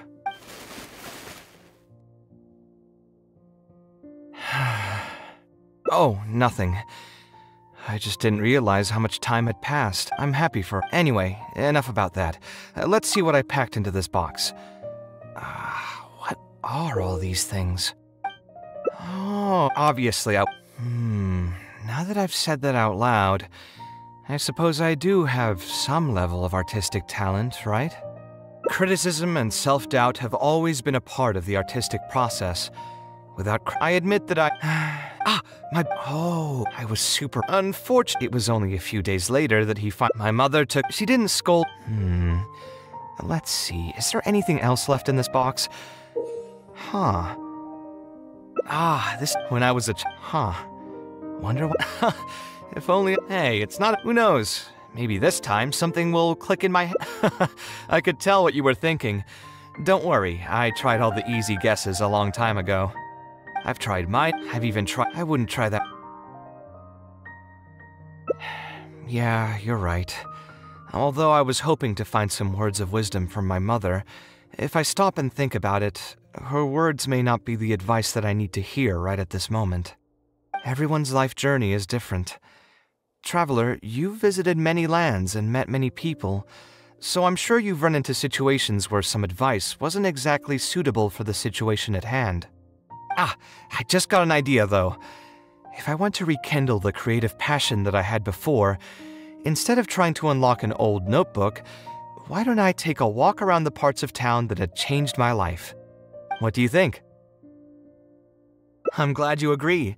Then let's start by taking a quick stroll around the academia.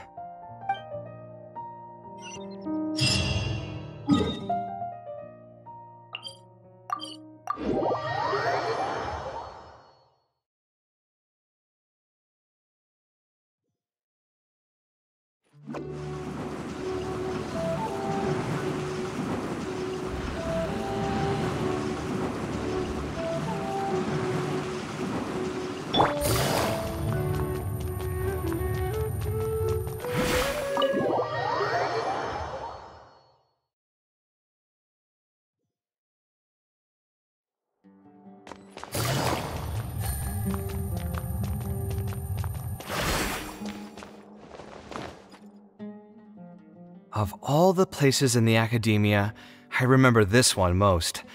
When my studies got busy, I used to pull all-nighters here trying to finish my blueprints. Who doesn't miss their time at the academia? Life was a lot simpler then, and we all had far less troubles. I created many designs that I thought were beautiful in the House of Dana. I drew whatever came to mind, since I didn't have to care about budget constraints or turning them into reality. If I had to give a reason, it'd probably be because I like the ambiance here. The academia also had a rule that allowed scholars to annotate any physical books they came across.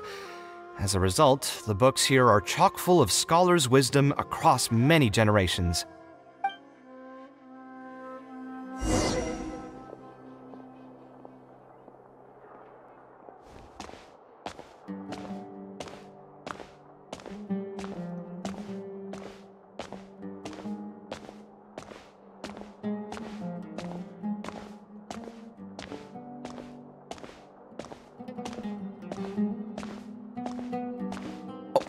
Here, this is a great example. This book, History of Ancient Sumeru Architecture, contains some analysis that I did many years ago. Huh? Why is Alhatham's handwriting also in here? When did he ever read this book? I guess it's probably from when we worked on that research project together. Anyway, he probably never cared to tell you this, but the House of Dana is where Alhatham and I first met. I came here to do my homework, and saw him sitting by himself next to that row of bookshelves. A group of Haravatat scholars were chatting near him, but he looked as if he was too lazy to join them. There was a pretty stark difference between him and all the rest of them. It was my fault for feeling bad for him. I thought he must have gotten into some kind of trouble and went over to ask if he needed anything, not realizing that... Not realizing that you were in fact the one in a whole heap of trouble?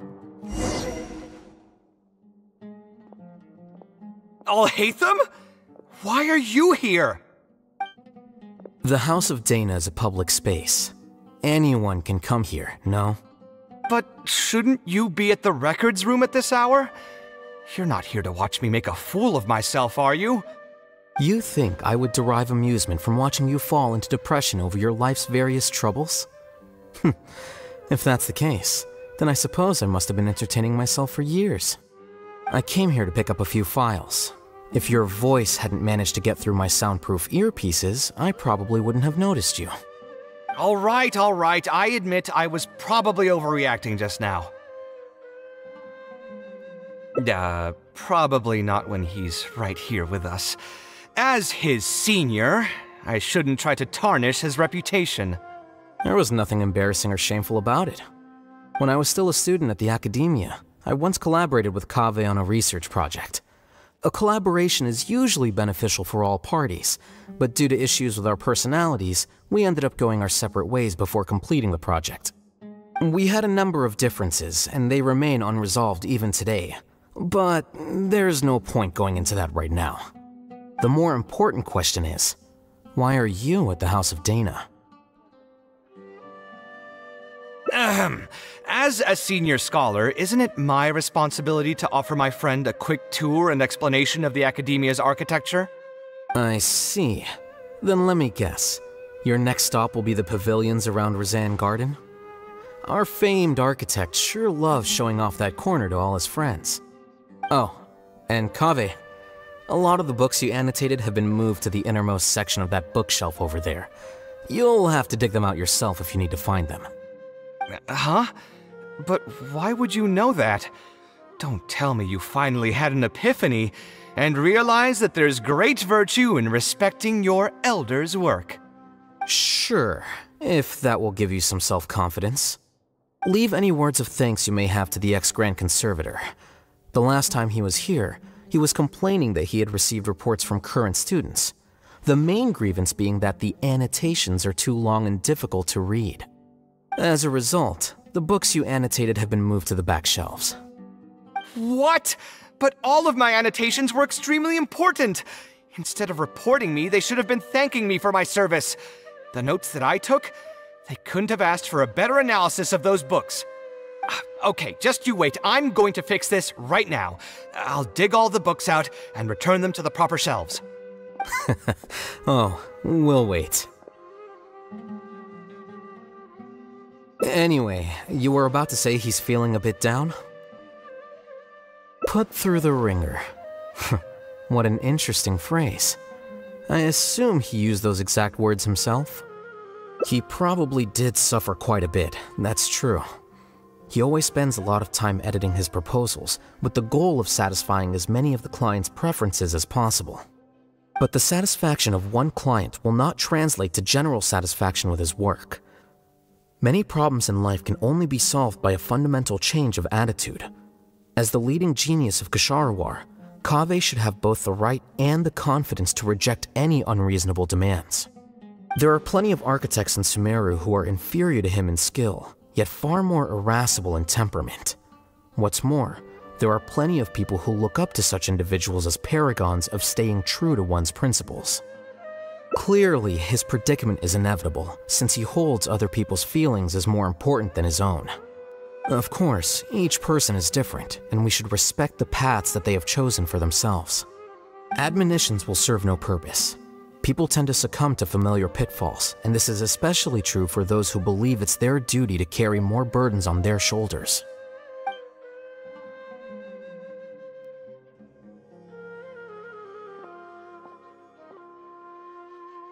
Looks like you were having an enjoyable chat while I was gone. Were you talking about me by any chance? What do you think? What else is there to talk about? Surely no one would be interested in talking about the files that you were browsing through earlier.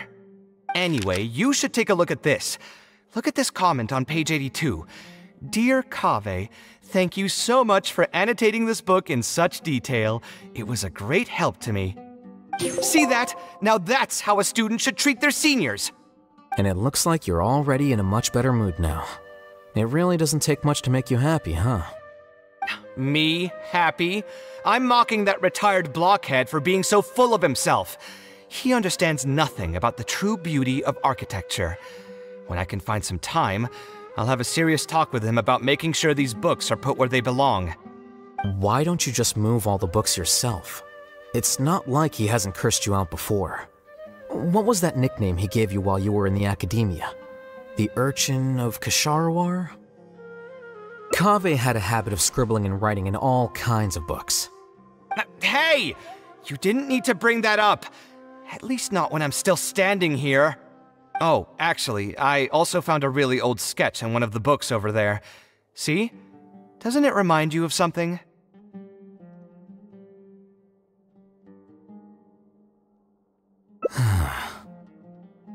Huh? Don't tell me even you don't get it. Don't ask me. This is the time you specifically put aside to brag about yourself. Feel free to hoard all the spotlight you want. You... In that case, allow me to explain. Although this sketch is a little abstract, you can plainly see from the road plans that this was an original concept for the expansion of Port Ormos. We can also plainly see that the designer was a huge fan of this project. It's the project he loves to talk about the most, second to the Palace of Alcazarzare. If I don't keep bringing up the neat projects that I've done, how would anyone know that I was the one who did them in the first place? There shouldn't be any complaints about Port Ormos. If I remember correctly, the construction process was very smooth, everything was made ready ahead of time, and there were very few safety concerns. There are indeed no records of any complaints about this project. A most impressive achievement. See? What did I tell you? Come on, let's take a stroll through Port Ormos next. I'll tell you all about the designs I made for the place. No need. It's almost time to clock out for the day, and I don't intend on bringing any unfinished work home. Suit yourself. It's not like you know how to appreciate artistry anyway. Let's go, traveler. I'll take you to Port Ormos.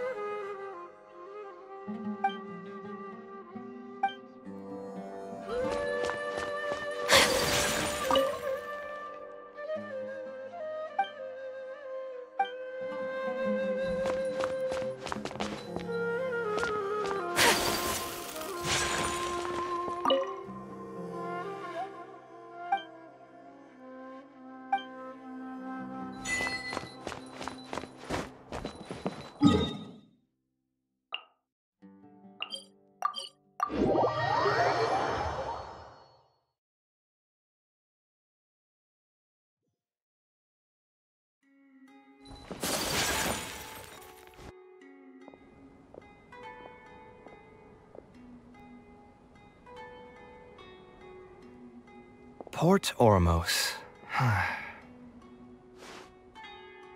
No, I didn't design any one specific building. Most of my work here concerned structural renovation. Port Ormos had already existed since I was still a young child. It wasn't as large as it is now, though. It only came to its current size after a sizable expansion. I was part of that project. The arch bridge over there, for example, that was one of my designs. When I was first tasked with the project, I decided to reference the growth patterns of nearby trees to split Port Ormos into 2 levels. My goal was to improve the overall utilization of space. We ran into a lot of issues during construction, but thankfully, we were still able to achieve the original vision. Residents can now behold all the ships entering and leaving the harbor from the vantage point of the bridge, while visitors can recognize the site of Port Ormos from a long ways away. I was still young and new to the trade back then. I could hardly believe that an idea in my head could become reality and remain in the world for many years to come. A true cornerstone of the creative process. The point about the design that will be ultimately used to judge its true worth. It was the first time that it became crystal clear in my mind. Once built, a building will continue to stand. Countless people will see it, and countless more will step inside it. Its final worth, whether it's good or bad, will be assessed by the countless generations of people that interact with the building during their lives.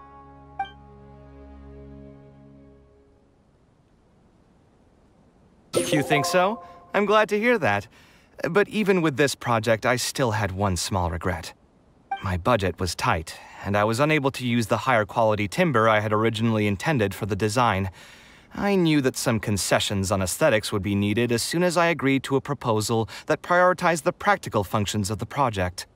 Us creative types know better than anyone that most projects cannot be completed without a few regrets. Even the Palace of Alcazarzaray was not perfect. Yeah, you're right. I should learn to look toward future opportunities, and believe that any regrets I have can be overcome in time. We've spent long enough here. There's still one last place I want to go, but it's a little far. Would you be interested in a quick trip to the desert? Great. Most of my projects over the last few years have had something to do with the desert, partially because there's a special place there that I often visit. This is a rare opportunity, so why don't you come along and see it for yourself? If you ever feel down, maybe you'll be able to go there and feel better too.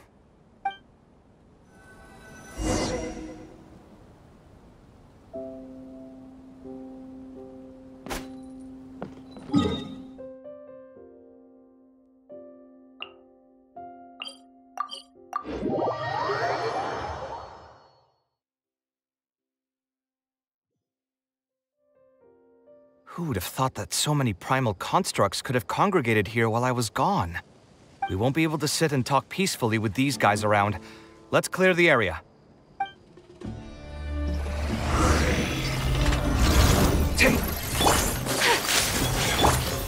Stabilize! Order guide you!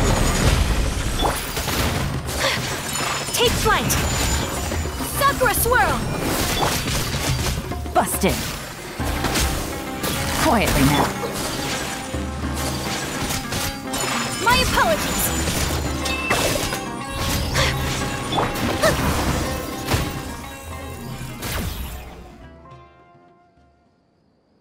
Isn't this place great? I often come here to clear my mind when I'm dealing with a difficult situation. You know what I mean. Everyone finds themselves in frustrating situations once in a while. Just take me as an example. My family life got shaken up quite a bit when I was young.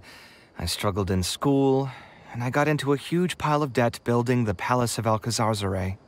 Although Alhaitham thinks that it's because of my personality that I continue to live in the shadow of the past, I think it's also just a part of life. Plus, if I look back, I've honestly had my fair share of good luck as well. You could probably say I've followed in the path of my mother. Like her, I've gained a name for myself as an architect, built something that's seen as my magnum opus, and found many projects that others have entrusted to me to finish. Life is too boring when you live with no enthusiasm and passion.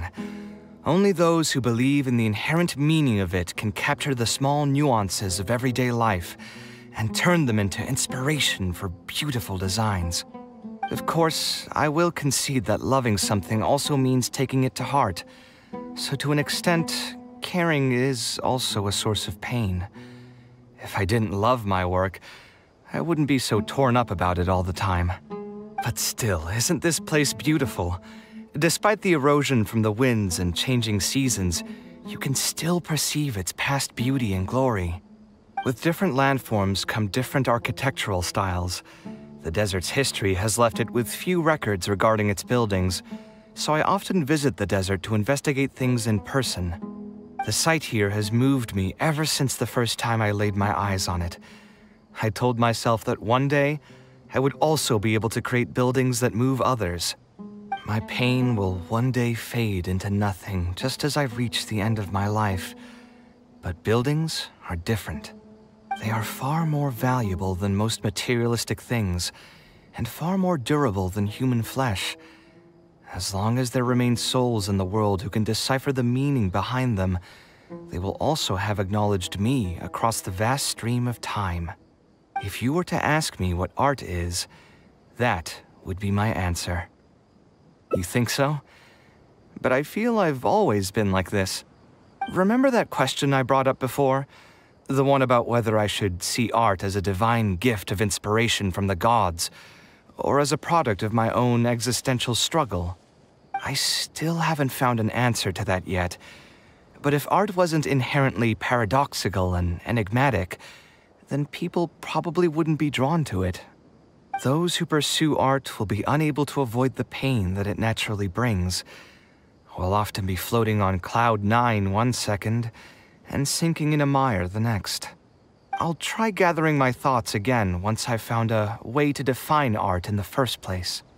In any case, thank you so much for listening to everything I had to say.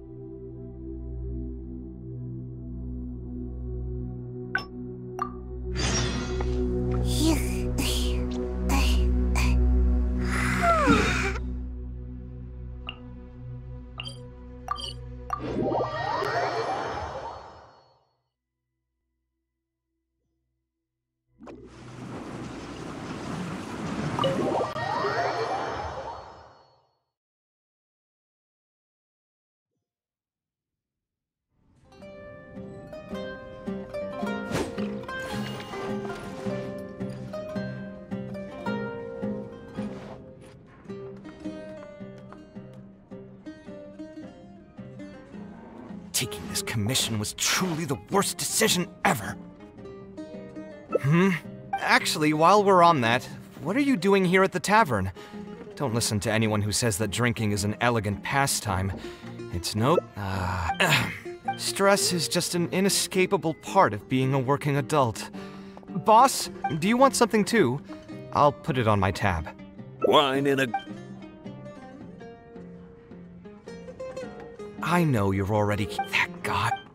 Another glass. You've got it. It really is, but perhaps I would spend I suppose all of this... Here's your drink. Boss. The meaning, anyway. What do you...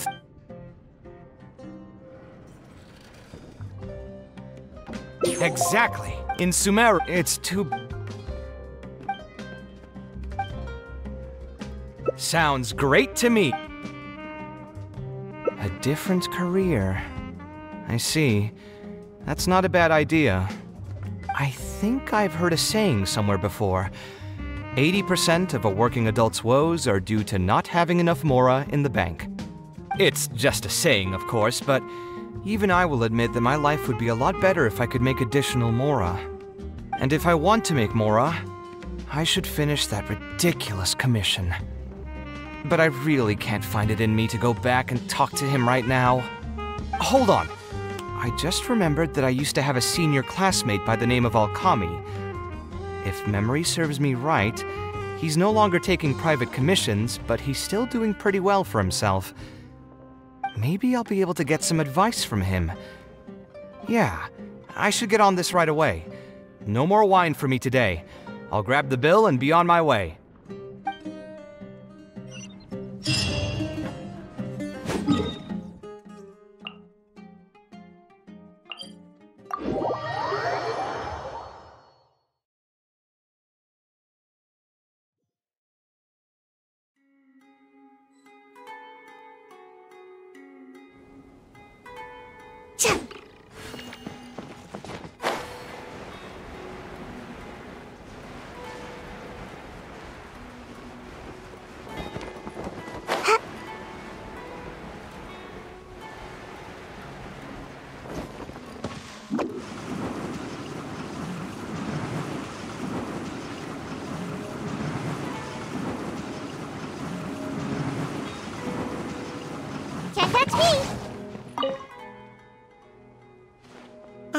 Kaveh, it's you!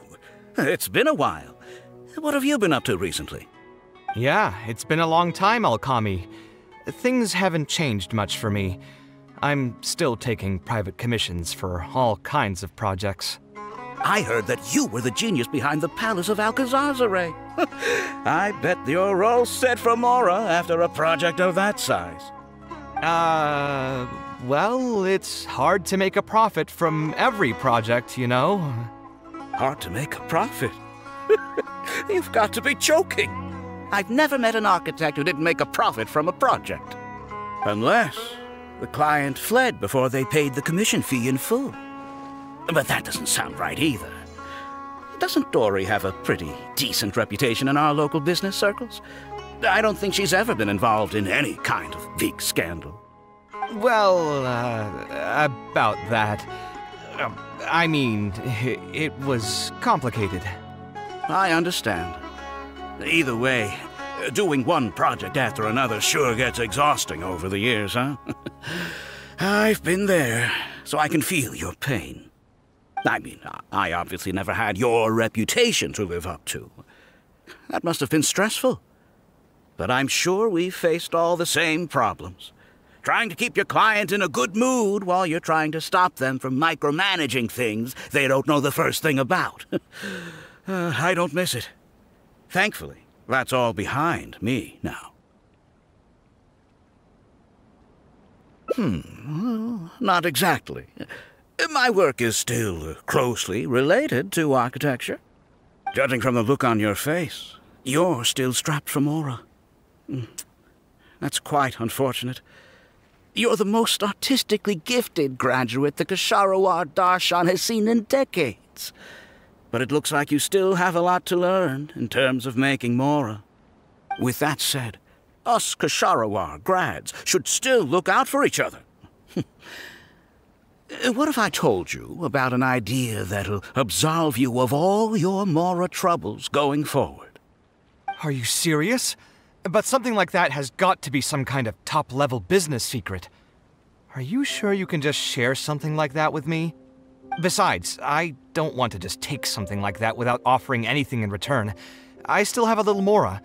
Or is there something that I can help you with? Oh, you're too kind. This is just a simple tip. Even if I didn't bring it up, I'm sure you'd hear it from the others sooner or later. The idea is this. I recently opened up a training center with the goal of educating people in architecture design. Compared to the classes taught by those old fossils at the academia, my classes are more condensed and streamlined and will allow people to quickly get their foot in the door. Unlike the academia, I won't turn down anyone who's interested, rich or poor. As long as someone wishes to learn more about architecture, I'll accept them into my training center. It just so happens that I'm still looking for a few more instructors. So, what do you say? Interested in coming over to give a few lectures? Regardless of the pay, I can already guarantee that it'll be far more comfortable than working on random people's private commissions. Ah, so you want me to join you as an instructor? That does sound like something I'd be able to do. It sounds like a pretty stable job, too. What do you think, Traveler? Then it's a deal? Yes, it's a deal. Thank you, Alkami. Oh, like I said, there's no need to thank me for this. The lecture room is not far from here, so you can just come straight here tomorrow morning. As for the pay, how about we start at 300,000 Mora per lecture? 300,000? Are you serious? How could you offer so much? It would seem that you're still oblivious to your own economic worth. 300,000 is nothing compared to the prestige of having the Light of Ksharawar as one of my instructors. 300,000 is also just the base rate. Just trust me on this. The longer you stick with me, the more you'll come to understand your true value in the market. I have to go make some preparations now. See you tomorrow. I was never particularly close with Alkami when we were in school. Who would have thought that he'd be so nice and friendly? I've hosted free lectures before, but this would be my first time being hired to lecture for a formal business. 300,000 mora per lecture. Whew. I'm so excited that I'm starting to get nervous. Thanks so much. I think I will be able to relax a bit more with a friend in the audience. Now, what should I talk about tomorrow? Some lessons I've learned over the past few years? I should probably save those for later. For my first lecture, I should start by getting them more interested in the field. Alright, let's meet here again tomorrow morning. I should hurry home and create some kind of lesson plan. If I'm going to become an instructor, I should make sure I show up prepared.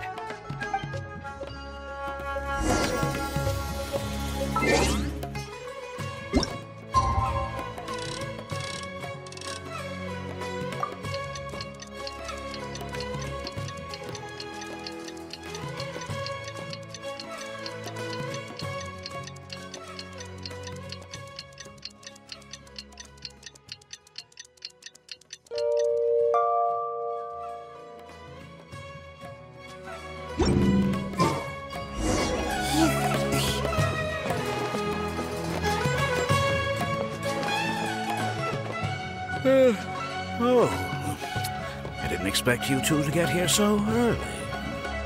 I was up last night preparing for the lecture, but I ended up getting so excited that I couldn't fall asleep. Here, I've prepared a lesson plan. Do you want to take a look? Lesson plan? I must commend you for your dedication. But the training center has already developed its own set of teaching materials. Instead of using your own plan, you can just use what we have here. Of course, you're always welcome to work in some of your own content to add some fun and flavor. Sure, be my guest.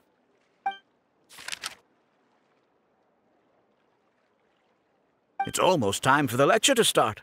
Feel free to head in and start the class whenever you're ready. Huh. So you've already developed your own set of teaching materials. Seems like I won't need the stuff I've prepared after all. Anyway, shouldn't be a problem. I'll just go ahead and use your materials. There's something else I want to ask, though. This isn't going to be a large class, is it? No need to stress. There are only 20 people in this class. There are 14 classes at my training center. Out of all of them, the first class has the best grades, so I've directed them to you. We'll see how well they take to your lectures. 20 people, huh? All right. I think I can handle that. Oh, and one last thing. In the interest of keeping a quiet learning space, only instructors and students are allowed in the classroom when class is in session. I'm sorry to say this, but your friend will have to wait outside while you teach the class. Sorry about that. I'll meet you at the door when the class is over then.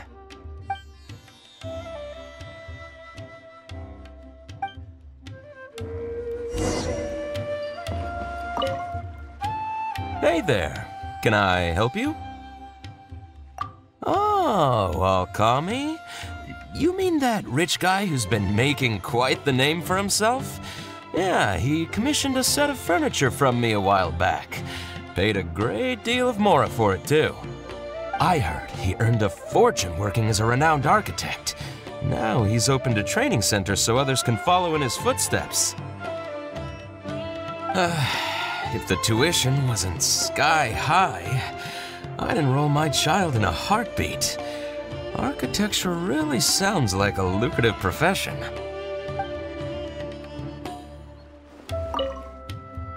Hey there. Can I help? Oh, I heard.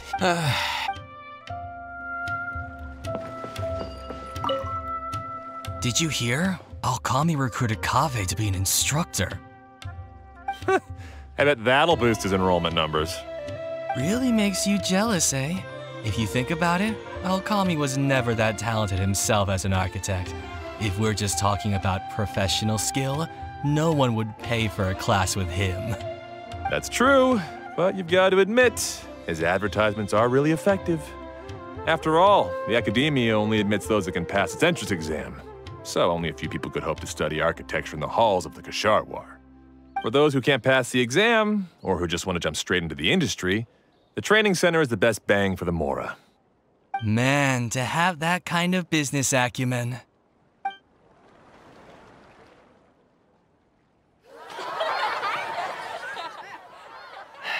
All right, everyone. There's no need to be nervous. Class is over, so we can just chat for a bit. I shouldn't have lost my temper during the lecture. Did I scare anybody? No, you weren't scary at all, Mr. Kaveh. We were just a bit lost and didn't get what you were talking about. Oh, don't get me started. I was trying to use Alchemy's materials, so I flipped through some pages and gave them a closer look. The more I read, the more upset I became. Alchemy may fool an amateur, but he can't fool anyone who's active in our profession. The materials he made are completely useless for teaching real architecture. In my opinion, the most important skill of an architect is their ability to craft a design. In other words, they must be able to conceptualize ideas. There are tens of thousands of buildings in the world, as well as a countless number of architectural styles. Some designs emphasize aesthetics, while others prioritize practicality. The architects who can critically evaluate the quality and fit of different designs are those who can come up with great designs of their own.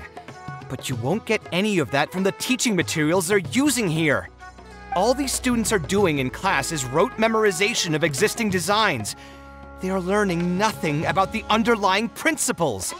How can they expect to become real architects? When they're done with this class, all they'll become are dilettantes with a pitiful smattering of architectural knowledge. But Mr. Kaveh, we didn't really understand anything you said after you threw away the materials either. What's the big deal anyway? It's not like we're looking to make some works of art. We just want to make some Mora. You're studying architecture to make Mora? Yeah! Why else would we be studying here? My biggest dream is to become someone like Mr. Alchemy. Once I finally make my fortune in architecture, I'll be able to buy anything I like. Huh. In that case, I'm afraid you'll probably be disappointed. The reality is that the work of an architect is very difficult, and the pay is not lucrative at all. Believe me, I'm a perfect example. But how? Mr. Alchemy just told us last night that you made a killing by building the Palace of Alcazarzare. He also said that as long as we graduate from his class, waves upon waves of people will reach out to us with private commissions, and we can just sit back and wait for Mora to fill up our pockets. It won't be long before I can put these miserable days behind me. Come on. And you all believed everything he said?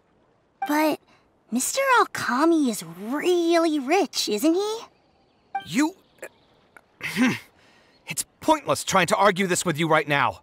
You've already filled your heads with pipe dreams. Let's go, Traveler.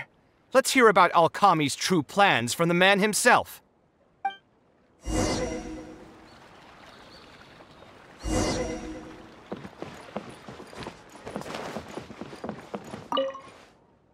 What's wrong, Kaveh? You look quite flustered. Did one of my students offend you? Were the students not astute enough for your liking? I must implore you to go a bit easier on them. After all, they're nothing like the genius scholars you're used to dealing with at the academia. We don't need to strive for perfect understanding. As long as some knowledge has been passed on, that's good enough. Yeah, I'm mad at them. But I'm even more upset that you're scamming people under the guise of teaching them about architecture. The students are all here hoping for a quick way to make money, but we both know that an architect's life is hard and exhausting. Just a little while ago, I was toiling over the 6th draft of a design for a client. If your client is unhappy, you can't break ground, and the longer a project goes, the longer it takes for you to get paid in full. What's worse, if your client disappears in the middle of a project, good luck getting anything from them ever again. You know all of this just as well as I do. Why lie to them? Look, Kaveh, you may be the light of Ksharawar, but like I said, you still have a lot to learn about making Mora.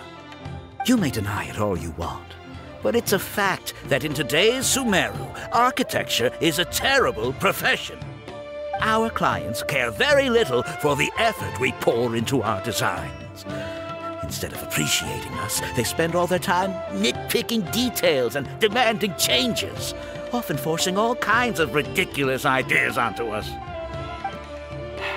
I suppose that's more or less true. Go on. Why should we cling on to a profession that's difficult and unrewarding? If the field is dying, then a person who still wants to make a good living will just have to change their strategy. If it's near impossible to make money as an architect, then why not just establish a training center and train other people to become architects in our stead? Wait, how does that make any sense? Aren't you just leading them into the same trap? We are already stuck, my friend. The more people we can lead into this pit and stack as padding beneath our feet, the more comfortable our lives will be. That's right. Making money as an architect is a slow and agonizing process. In comparison, earning tuition from a training center is far easier. None of the students will ever know, however. In their eyes, all of my income was earned during my years as an architect. It's easy for them to fall for my promise. After all, everyone wants to live the dream of being the person who can spend millions without batting an eye. The more students I get, the more money I earn. And the more real that dream becomes. And then what? Once they graduate, they'll still find out the truth about architecture and struggle to stay afloat amid all the problems we already talked about. When that happens, your facade will pop like a soap bubble. No one will believe you anymore. Ah, but that's just one way to look at the problem. No two people have the same amount of talent. Even if they fail to strike gold in the future, you can't say that it's my fault and mine alone. Oh, and also, I never actually promised that they would achieve financial freedom as long as they become architects. All I did was nudge them towards that belief. I'm not even scared if they do come back and stir up trouble. My training center has all the required permits and certifications. Even the Dendro Archon herself couldn't find fault in any part of my business. How can you sleep at night knowing that you're doing all this? Tell me, is your heart carved out of brick and stone? I can't believe that I once saw you as a decent human being. I am beyond disappointed in you. And the same goes to you. How many years has it been since you graduated from the academia? If you still can't accept something like this, do you just plan on keeping that worthless naivete of yours until the end of time? Only fools will see art as revered and sacred. In the end, art is just another business. Being successful at running a business is an art form in itself. I urge you to think about what I've said. Offloading your pain onto others is the only way a person can live comfortably in this world. As the light of the Sharawa, you've accumulated plenty of fame and respect. It's high time that you use those resources to improve the circumstances of your own life. Think it over, Kaveh. I still believe our collaboration could be very fruitful.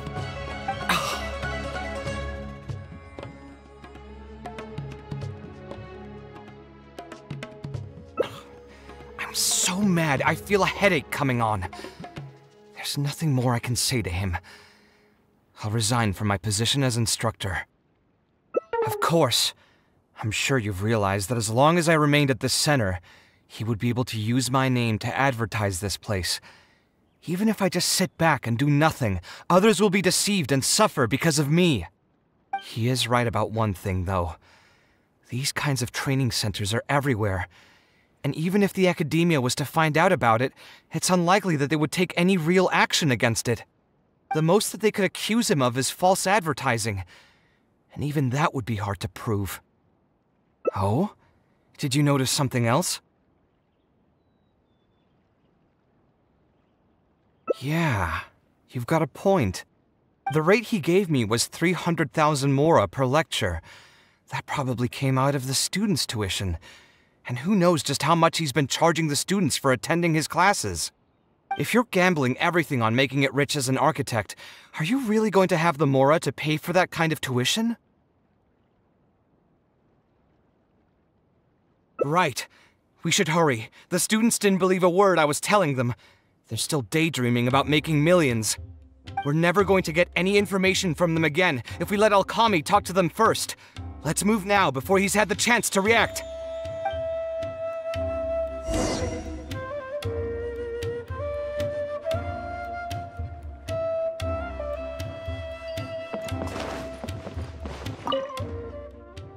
Oh, Mr. Kaveh? What are you doing back here? Class finished a while ago, but you're still here. Why haven't you gone home? I wanted to stay for a little longer. I'm still thinking about everything you taught during the class. Even though a lot of it went right over my head, I still thought the houses you drew were really pretty. Of course they were. All the examples I drew were world-famous landmarks. Each one was the magnum opus of a celebrated architect. It's a good thing that you could recognize them for their beauty. The accumulation of knowledge is the first step to artistic expression. Instead of rote memorization, you should try to relate and to understand. And after that, try to resonate with the work. Resonate? Yes. When I first got into architecture, there were many things about it that I couldn't understand at all. I would find a building to be beautiful, but have no idea what made it so good. And for most people, just being able to admire a building is enough. To become a good architect, however, you must also learn to assess and appraise. Going from admiration to assessment will take a lot of time and specialized knowledge, and I'm afraid that some superficial speed training won't be enough to take you there. Just as I thought. Becoming an architect won't be as easy as Mr. Alkami made it out to be, right? I'm sorry. I'm not trying to crush your dreams. All I want to tell you is that an architect's life is not as carefree and easy as others may make it out to be. I understand. Thank you for telling me the truth, Mr. Kaveh.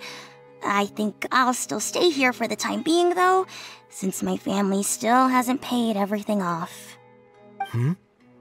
Paid off what? Sorry, I can't say anything more. Mr. Alkami made it very clear that anyone who talks about it will be kicked out of the class. Don't listen to him. I am the most famous architect in Sumeru. If he kicks you out, then I'll just take you in instead. Really? Why would I pull your leg? I can see you have some talent, so as long as you get your fundamentals down, you should be able to pass the entrance exam and continue your studies at the academia. Then please keep this a secret for me, Mr. Kaveh. Truth be told, my family is not very well off, so we couldn't really afford the tuition for this class. Mr. Alkami was the one who reached out to my parents. He told them that he knew a merchant by the name of Bahar and that we could get a loan from him. He told all the students that once we graduate, people would come flocking to commission us for projects. If everything went well, we'd be able to pay off everything in just a few years, and all the more we make after that would be ours. How much did your family borrow from this merchant? I think it was several million mora. And what was the interest rate? I'm not really sure. My parents were the ones who signed the contract. All I know is that the stack of papers was as thick as a slab of rock. Yeah, I have a bad feeling, too. Something about the whole thing feels dastardly familiar. We need to find that merchant to confirm. But if we were to confront him right now, there's no way he'd admit to anything. Good idea. Hey, tell me, do you know where we'd be able to find this merchant? We last saw him on the north shore of Port Ormos. Who knows if he's still in that area, though. Well, it'd still be worth taking a look. Architecture... No. The arts shouldn't be used as bait for a scam. We need to do something before the students' lives are ruined even further.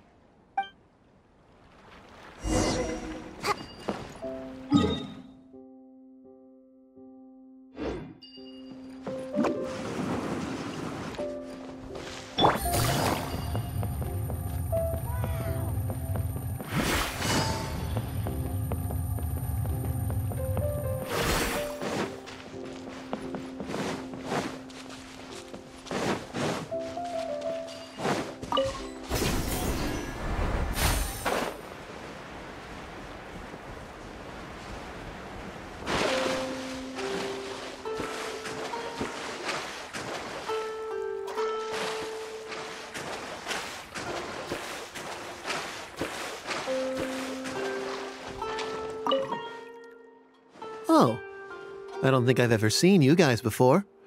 Here for business. You're Fahar, right? Yes.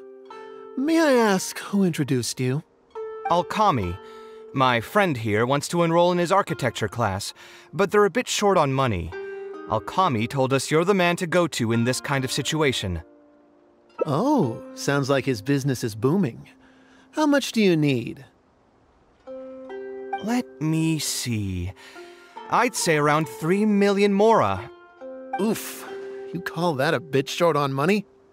Anyway, since you're here because of Alkami, I can work things out for you. Make sure you sign the contract, though. Lots of people are borrowing money from me nowadays. Here you go. Don't worry, there's nothing particularly unusual about it.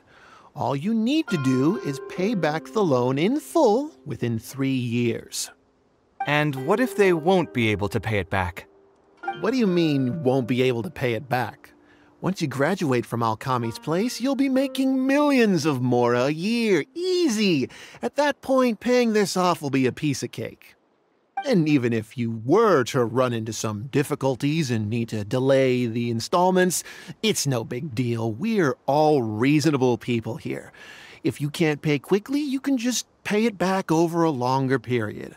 All that would change is your interest rates would get a little higher.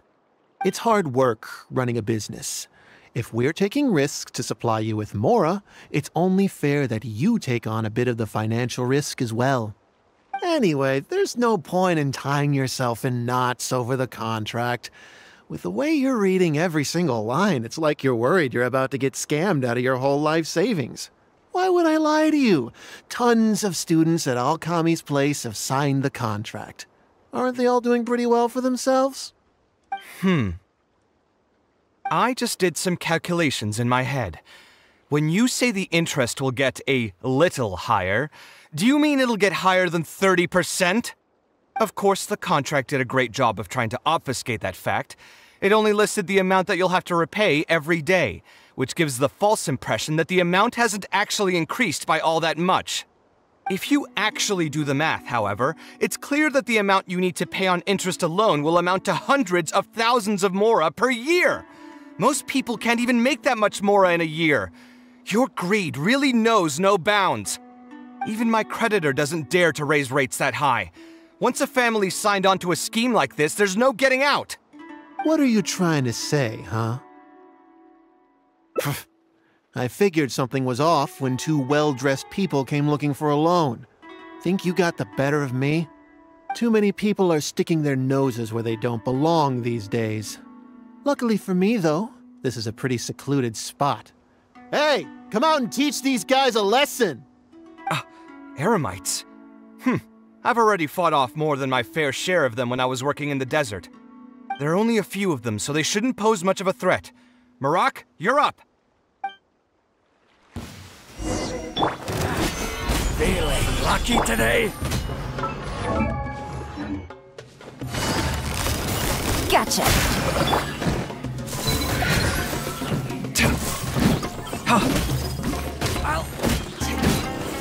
Come at me! I'll be back.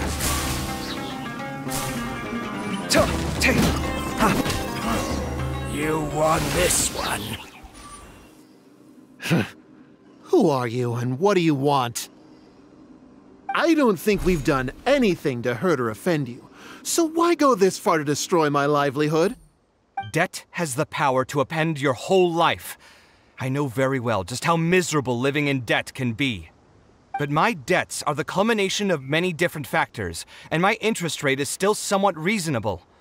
As long as I continue to work with my situation in mind, my debts will eventually be paid off. But these students are different. They have neither the mental preparation nor the financial resources to pay back a debt like this. You sold the dreams of becoming an architect to the students as bait, urging them to take on insurmountable amounts of debt to satisfy your greed. Ha! Everyone knows there's no such thing as a free lunch. It's their own fault for falling into the trap. And if we're going to talk about greed, aren't those students the ones who are blinded by it? They completely ignore the risk that's right there in front of them. Ha! And here comes the silver tongue. Surely you use that to reel in the students as well. Even now, many of them are still hopelessly dreaming of striking gold after they graduate. People grow by learning from their mistakes. I hope this will be a valuable lesson to them. Let's head back to the Academia and turn this guy over to the Matra. They should be able to link him with Alkami's business.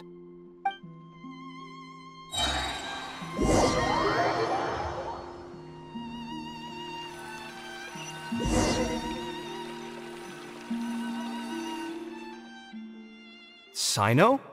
Didn't think I would run into you here.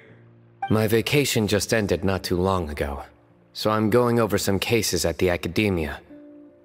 Who's this?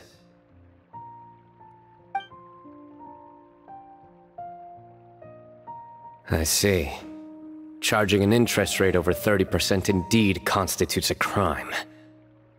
As it is highly likely that Alkami is also benefiting from this scheme, the Matra will open an investigation on him as well. The training center will be closed until further notice. Any funds we manage to recover from the suspects will be returned to the students. It's unclear how much we'll be able to get back, however, given their extravagant spending. That should still be enough. Once the students realize the error of their ways, they won't fall so easily for such traps in the future. Anyway, thank you for your help. I hope this won't be too much trouble for you. It's no trouble. Just another day at work. How did you two get tangled up in this anyway? Did you accept any mora from him? He promised to pay me 300,000 mora per lecture, but I resigned as soon as I finished the first session. I didn't take a single coin. Ah, that's good. What do you mean, that's good? Would you have taken me into custody as well if I had actually accepted any mora? I wouldn't have gone that far. But, had he insisted that you were also an active participant in his schemes, under our rules, we would have been required to open an investigation on you as well. Either way, though, I believe you are innocent in all of this. Had you actually been alright with making money through less than noble means, your life wouldn't be the mess it currently is. Hey, what was that? What do you mean my life is a mess? Never mind. Your life is fine. You're just messing with me now, aren't you? Let's get back to business. If Alkami's case can be successfully resolved, you'll be eligible for a monetary reward from the Academia. Don't forget to pick it up after the fact. Huh. I didn't even know there was such a thing. I never would have guessed. What I'm trying to say is that we didn't report Alkami because we thought we could make some more off of it. The reward will be given regardless of your personal motivations. It was implemented with the intent of encouraging people to supply tips to the Matra. Fine. Is there anything else?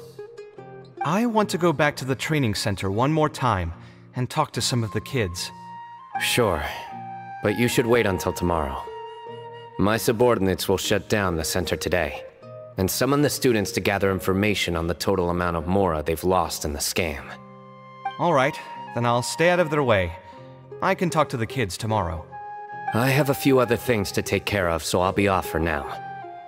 If you want to follow up on this case, just come find me again. Or ask one of the Matra. That should finally be the end of that. Oh, who would have thought it would turn out like this? All I wanted was to find a new gig and earn some mora. To think Alkami would sink this low, it still makes me really upset. Still, I think I feel a little better now than when you found me back at the tavern.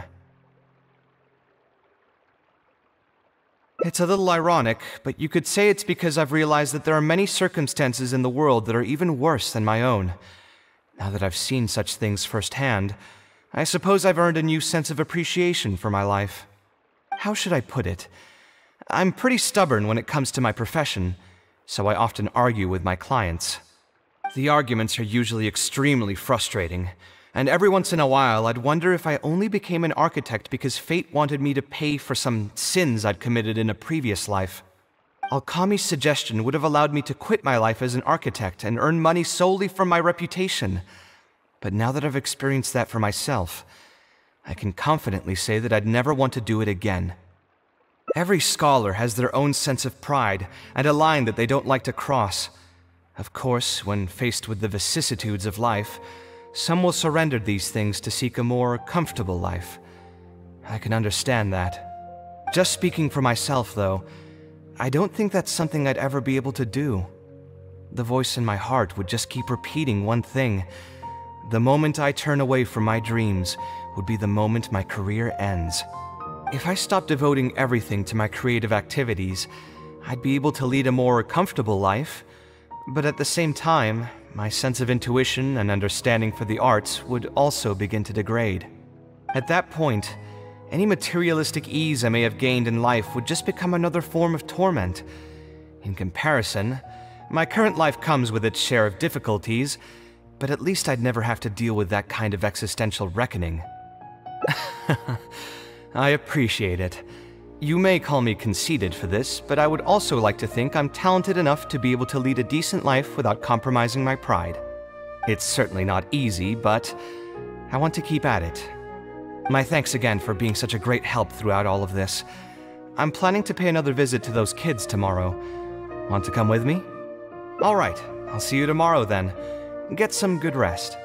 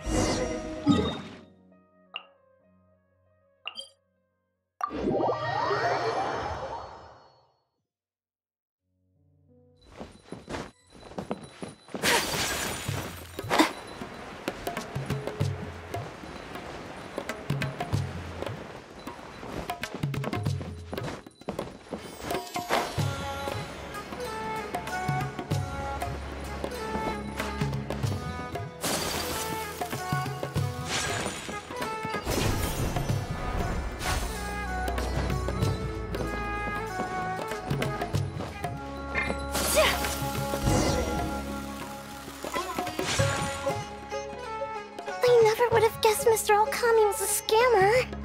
The training center has been shut down, and the Matra have promised to return some of our tuition. But we've already spent so much time on this class. What should we do next? Mr. Kaveh said we can keep working on our fundamentals and try to get into the academia. Ha! Easier said than done. If it was easier to get into the academia, none of us would have signed up for the class in the first place. Only the best of the best can get into the academia studying on their own. Mr. Kaveh might be willing to teach us. Why? What reason does he have to stick around? So, you're the only ones that showed up today, huh? Huh? Kaveh's here! Now, that's Mr. Kaveh to you. I'm here as your instructor, so let's keep things a little more proper. I'll keep instructing you for a while longer. You can pass on the message to the other students. As long as someone wants to come, they can join the class. Oh, also, I'm usually pretty busy, so I'll only be able to teach architecture fundamentals on my days off. Another disclaimer, I can't promise that you'll all be able to understand everything I'm going to teach. Architecture is not an easy profession. Aesthetics aside, even the basics of safe design can already be a handful for most people.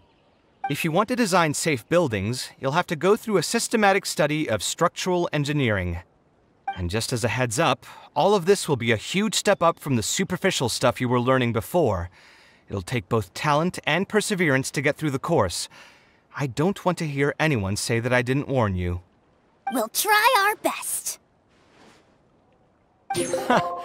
It seems some of you are really serious about this after all. All right, everyone, pack your stuff up. No need to prepare much for today's class. We're going to go on a quick field trip. You'll know once we get there. Come on, let's get going. We'll be off once everyone's grabbed their pencils and sketch pads.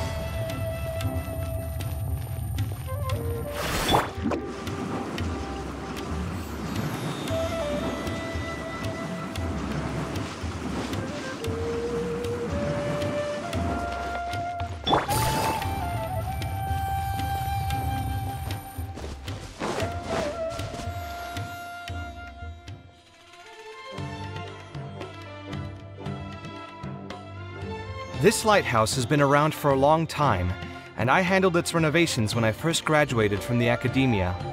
The point of today is not so much about the lighthouse as a building, however. I just want you to take a look at it and do a bit of self-reflection. If you were tasked today with designing a building, how would you want it to look like? Don't think about how you'd actually go about building it for now. Just put your ideas to paper and draw the prettiest building that comes to your mind. So, it can be, any kind of building? Yep, as long as you think it'd look good. It doesn't even necessarily have to be a building. If you want, you can draw trees, the ocean, or even a garden area. Draw whatever you'd like. In my experience, it's best to approach the study of architecture from a point of personal interest, rather than for the sake of a career. Both the study and practice of architectural design are extremely difficult. A person who's forced to work on projects that they don't resonate with will only struggle and suffer. So at least for today, I hope the students will be able to create something that they enjoy. There's no need to think about it too hard. They'll have plenty of time in the future to revisit the design and make changes. What do you think? Want to try your hand at it as well? Don't forget that this is a free class from Mr. Kaveh, the Light of the Kshahrewar. On a normal day, this would cost you 300,000 mora.